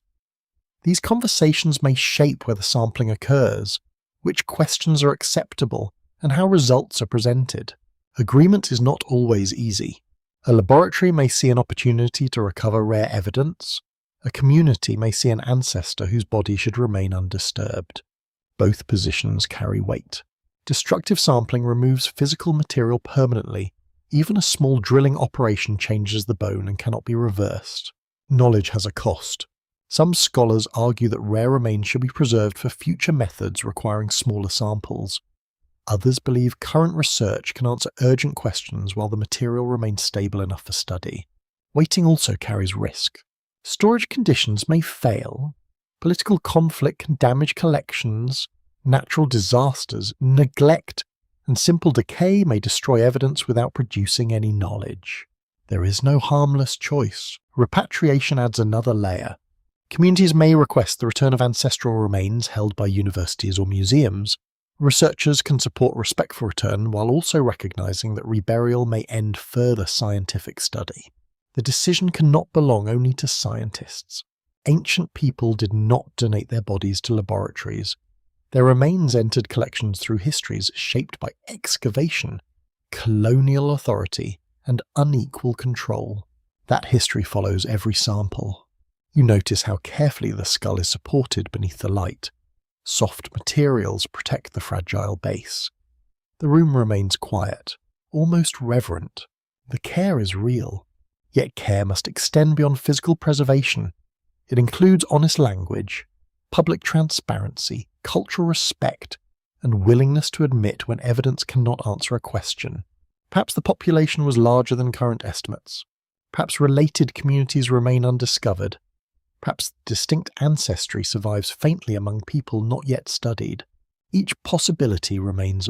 The skull reveals a hidden population, but it also reveals the limits of revelation itself. Some truths emerge clearly. Others remain blurred by missing graves, uncertain dates, damaged molecules, and responsibilities that science must never treat as inconvenience. Night settles gently across the highland basin, and the mountains become dark shapes beneath a clouded sky. You stand where a settlement once occupied the ground, though nothing now rises above the grass. No roofline interrupts the horizon, no hearth sends smoke into the cold air. The place appears empty, yet emptiness is not the same as absence. Beneath your feet, soil contains charcoal, broken stone, pollen, bone fragments, and chemical traces from meals prepared thousands of years ago. Each remains small enough to overlook them. Together, they preserve human presence. A population can disappear from genetic comparison while continuing to influence the world it inhabited. People alter pathways, plant growth, animal behavior, water access, and the memories of neighboring communities. Their lives enter the landscape. A gathering place may remain useful long after its founders have gone. Later travelers discover shelter there, perhaps unaware that earlier hands cleared stones and selected dry ground. A path can survive its makers. Repeated footsteps compress soil and direct movement around difficult terrain. New families follow the route because it is convenient, never knowing who first discovered the safest crossing. Human decisions can outlive human aim. You walk along a faint rise beside the wetlands. The ridge seems natural, yet generations of traffic may have strengthened its place within local movement. A person once chose this route. Another trusted that choice. Children copied their elders, and a private decision became tradition. No gene records the path. Culture moves through imitation, habit, usefulness, and quiet repetition. A hunting technique may pass between communities even when ancestry does not. A word may survive inside another language. A plant may continue growing near abandoned shelters because people once protected it. An animal may avoid a valley where hunters gathered for centuries. The vanished population remains through consequences. Mainstream historical research distinguishes biological ancestry from cultural inheritance. Scholars at Oxford University and Stanford University have repeatedly shown that populations can change genetically while preserving older technologies, foods, rituals, and landscape practices. Continuity has several forms. One form exists in inherited material passed through parents, another exists in skills taught through observation. A third survives within places shaped by repeated human use. These forms do not always travel together. A community may adopt the language of newcomers while preserving older cooking methods. Children may inherit foreign ancestry yet grow up following local seasonal knowledge. Identity is never only blood. The people who lived here would probably find modern population labels strange. They did not experience themselves as points within a genetic graph. They knew relationships. They knew who belonged to which household, who owed food after a successful hunt, and who could speak during important gatherings. Belonging was practical and emotional. A population label gathers many individuals into one analytical group. It helps researchers study ancestry, separation, and movement. Yet the label remains a tool. It cannot contain the arguments, loyalties, friendships, rivalries, and private attachments that made the community feel real. Science identifies a lineage. Life creates a people. You imagine an elder sitting near the edge of a shelter, watching children move between smoke and evening light. He does not think about whether his population will remain genetically distinct. He worries about weather. She wonders whether stored food will last. They remember relatives who have not returned from a distant valley. The future is personal.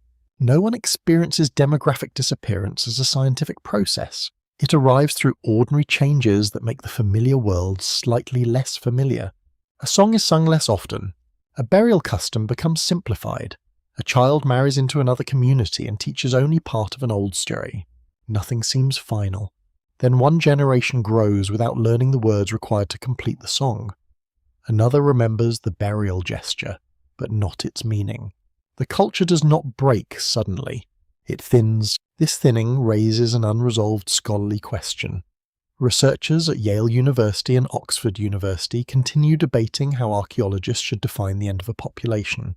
Does a population end when its genetic signature disappears? Does it end when its language vanishes? Or does it continue wherever descendants, customs, and remembered places preserve even a partial connection? There is no single answer. Geneticists require categories that can be measured. Historians examine institutions, language, and memory. Archaeologists study objects, settlements, and patterns of land uses. Each field sees a different ending. A genetic lineage may fade while a cultural tradition spreads widely. A language may disappear while its vocabulary survives inside another tongue. A people may lose political independence without losing identity.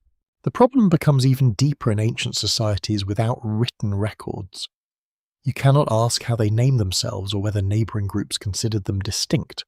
The evidence remains external.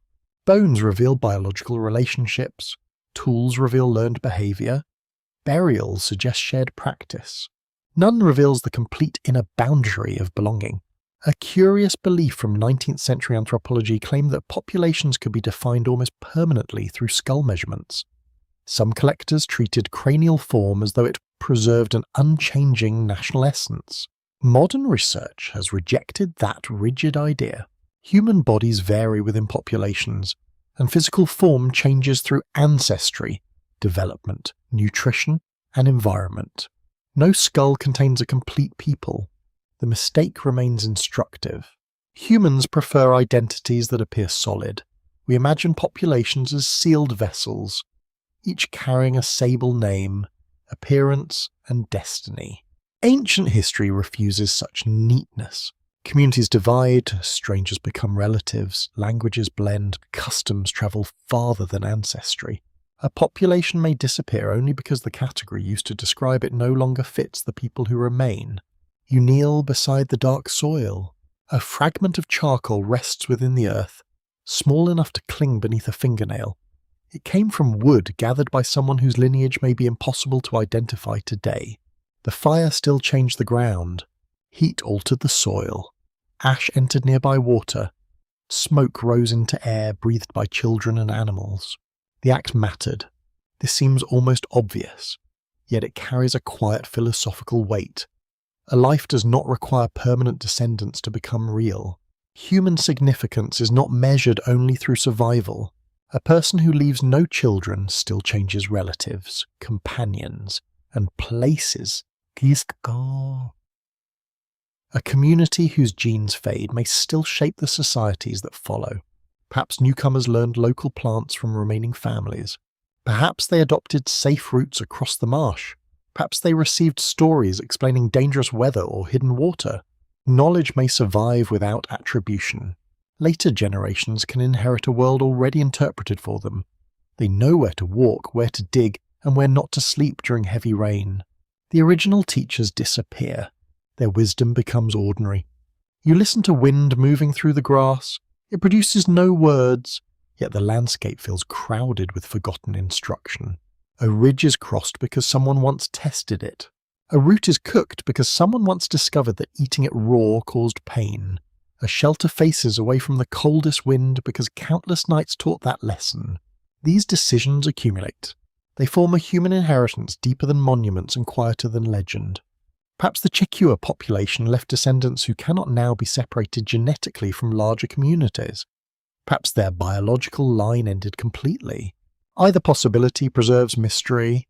What does not remain visible may still have mattered profoundly. Their lives shaped one another, and that alone gave them meaning. The plateau does not require their names to remember their presence. Its soil carries their fires. Its paths carry their choices. Its silence carries the space where their voices once moved. You stand among those traces while darkness deepens. A population becomes sorrow, but silence is not nothing. It is the condition left when evidence remains and explanation has faded. The people are gone. Their consequences are not.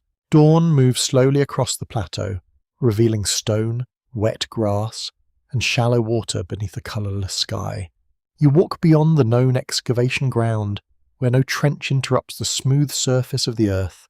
Farms, roads, houses, and reservoirs now cover landscapes that ancient communities once crossed freely. Most grave rules remain hidden. Some lie beneath deep sediment deposited by vanished wetlands. Others rest inside caves whose entrances collapse during storms or earthquakes. Many have dissolved completely, leaving no bone for science to recover. The missing evidence is enormous. Archaeologists study only a tiny fraction of the places once inhabited by human beings, even within excavated sites. Researchers open limited areas because time, funding, preservation, and ethical responsibility restrict the work. A settlement may stretch far beyond the trench. One narrow excavation can expose a hearth, several tools, and part of a burial. A few meters away, untouched soil may contain another household with entirely different ancestry. The known population map depends upon accidents of discovery. A farmer notices bone while digging a drainage channel. Construction workers uncover a grave beneath a road. Heavy rain exposes dark sediment along a hillside. History often enters view without invitation. Researchers from the National University of Colombia have emphasized how much ancient evidence remains beneath rapidly changing landscapes. Urban growth, mining, agriculture, and erosion can reveal sites while also threatening their survival. Discovery and destruction sometimes arrive together. A skull may appear only because machinery has already damaged the burial surrounding it.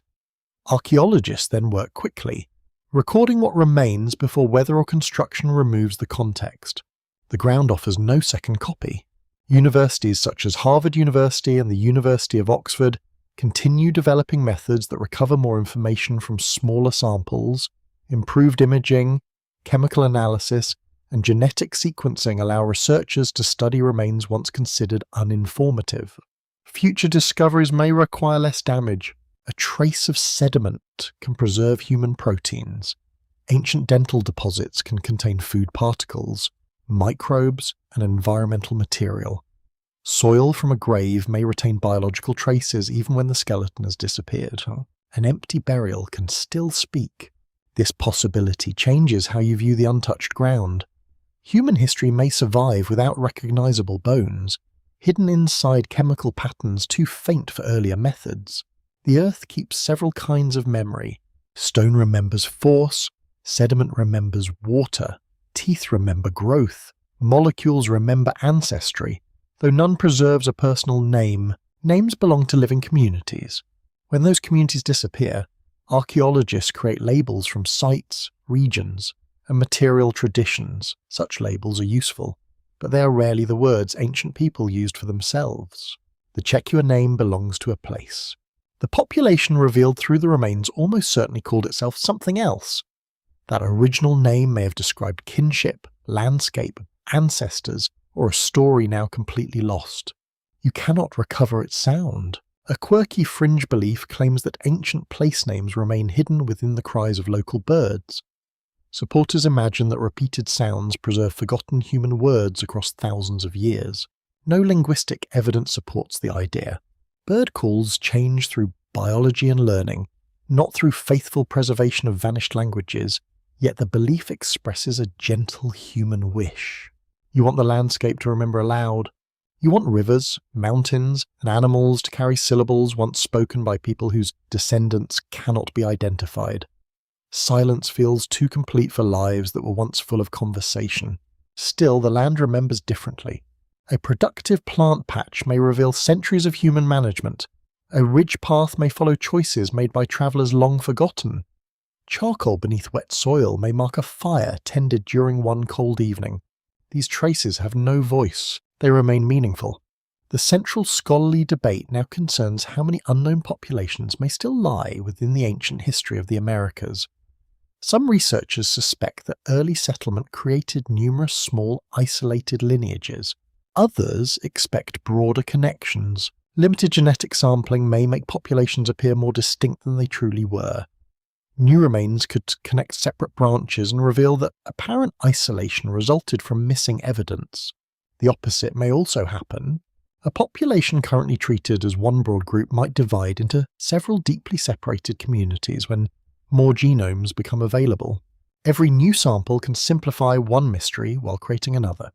Researchers published in leading scientific journals have repeatedly revised models of ancient migration as evidence grows. Routes once considered impossible become plausible. Populations once assumed continuous reveal sudden breaks. The human story becomes less tidy. That untidiness is probably closer to reality. People do not move according to clean arrows. They travel through marriages, droughts, curiosity, arguments, accidents, and opportunities. A continent fills through countless private decisions. You look toward distant mountains, where unexplored shelters remain beneath forest and stone. Some may contain graves. Others may preserve only ash, tools, or faint impressions in hardened earth. Several may contain nothing. Absence will continue challenging interpretation. A missing lineage may represent true disappearance, poor preservation, or a region nobody has studied carefully. Humility becomes part of the method.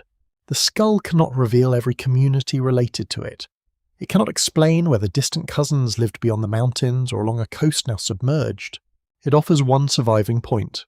Researchers build possibilities around that point, knowing the map may change with the next discovery. Perhaps another skull waits inside a museum drawer, collected decades ago and never examined with modern methods. Its label may contain only a place name and an uncertain date. Perhaps a tooth remains beneath a village road.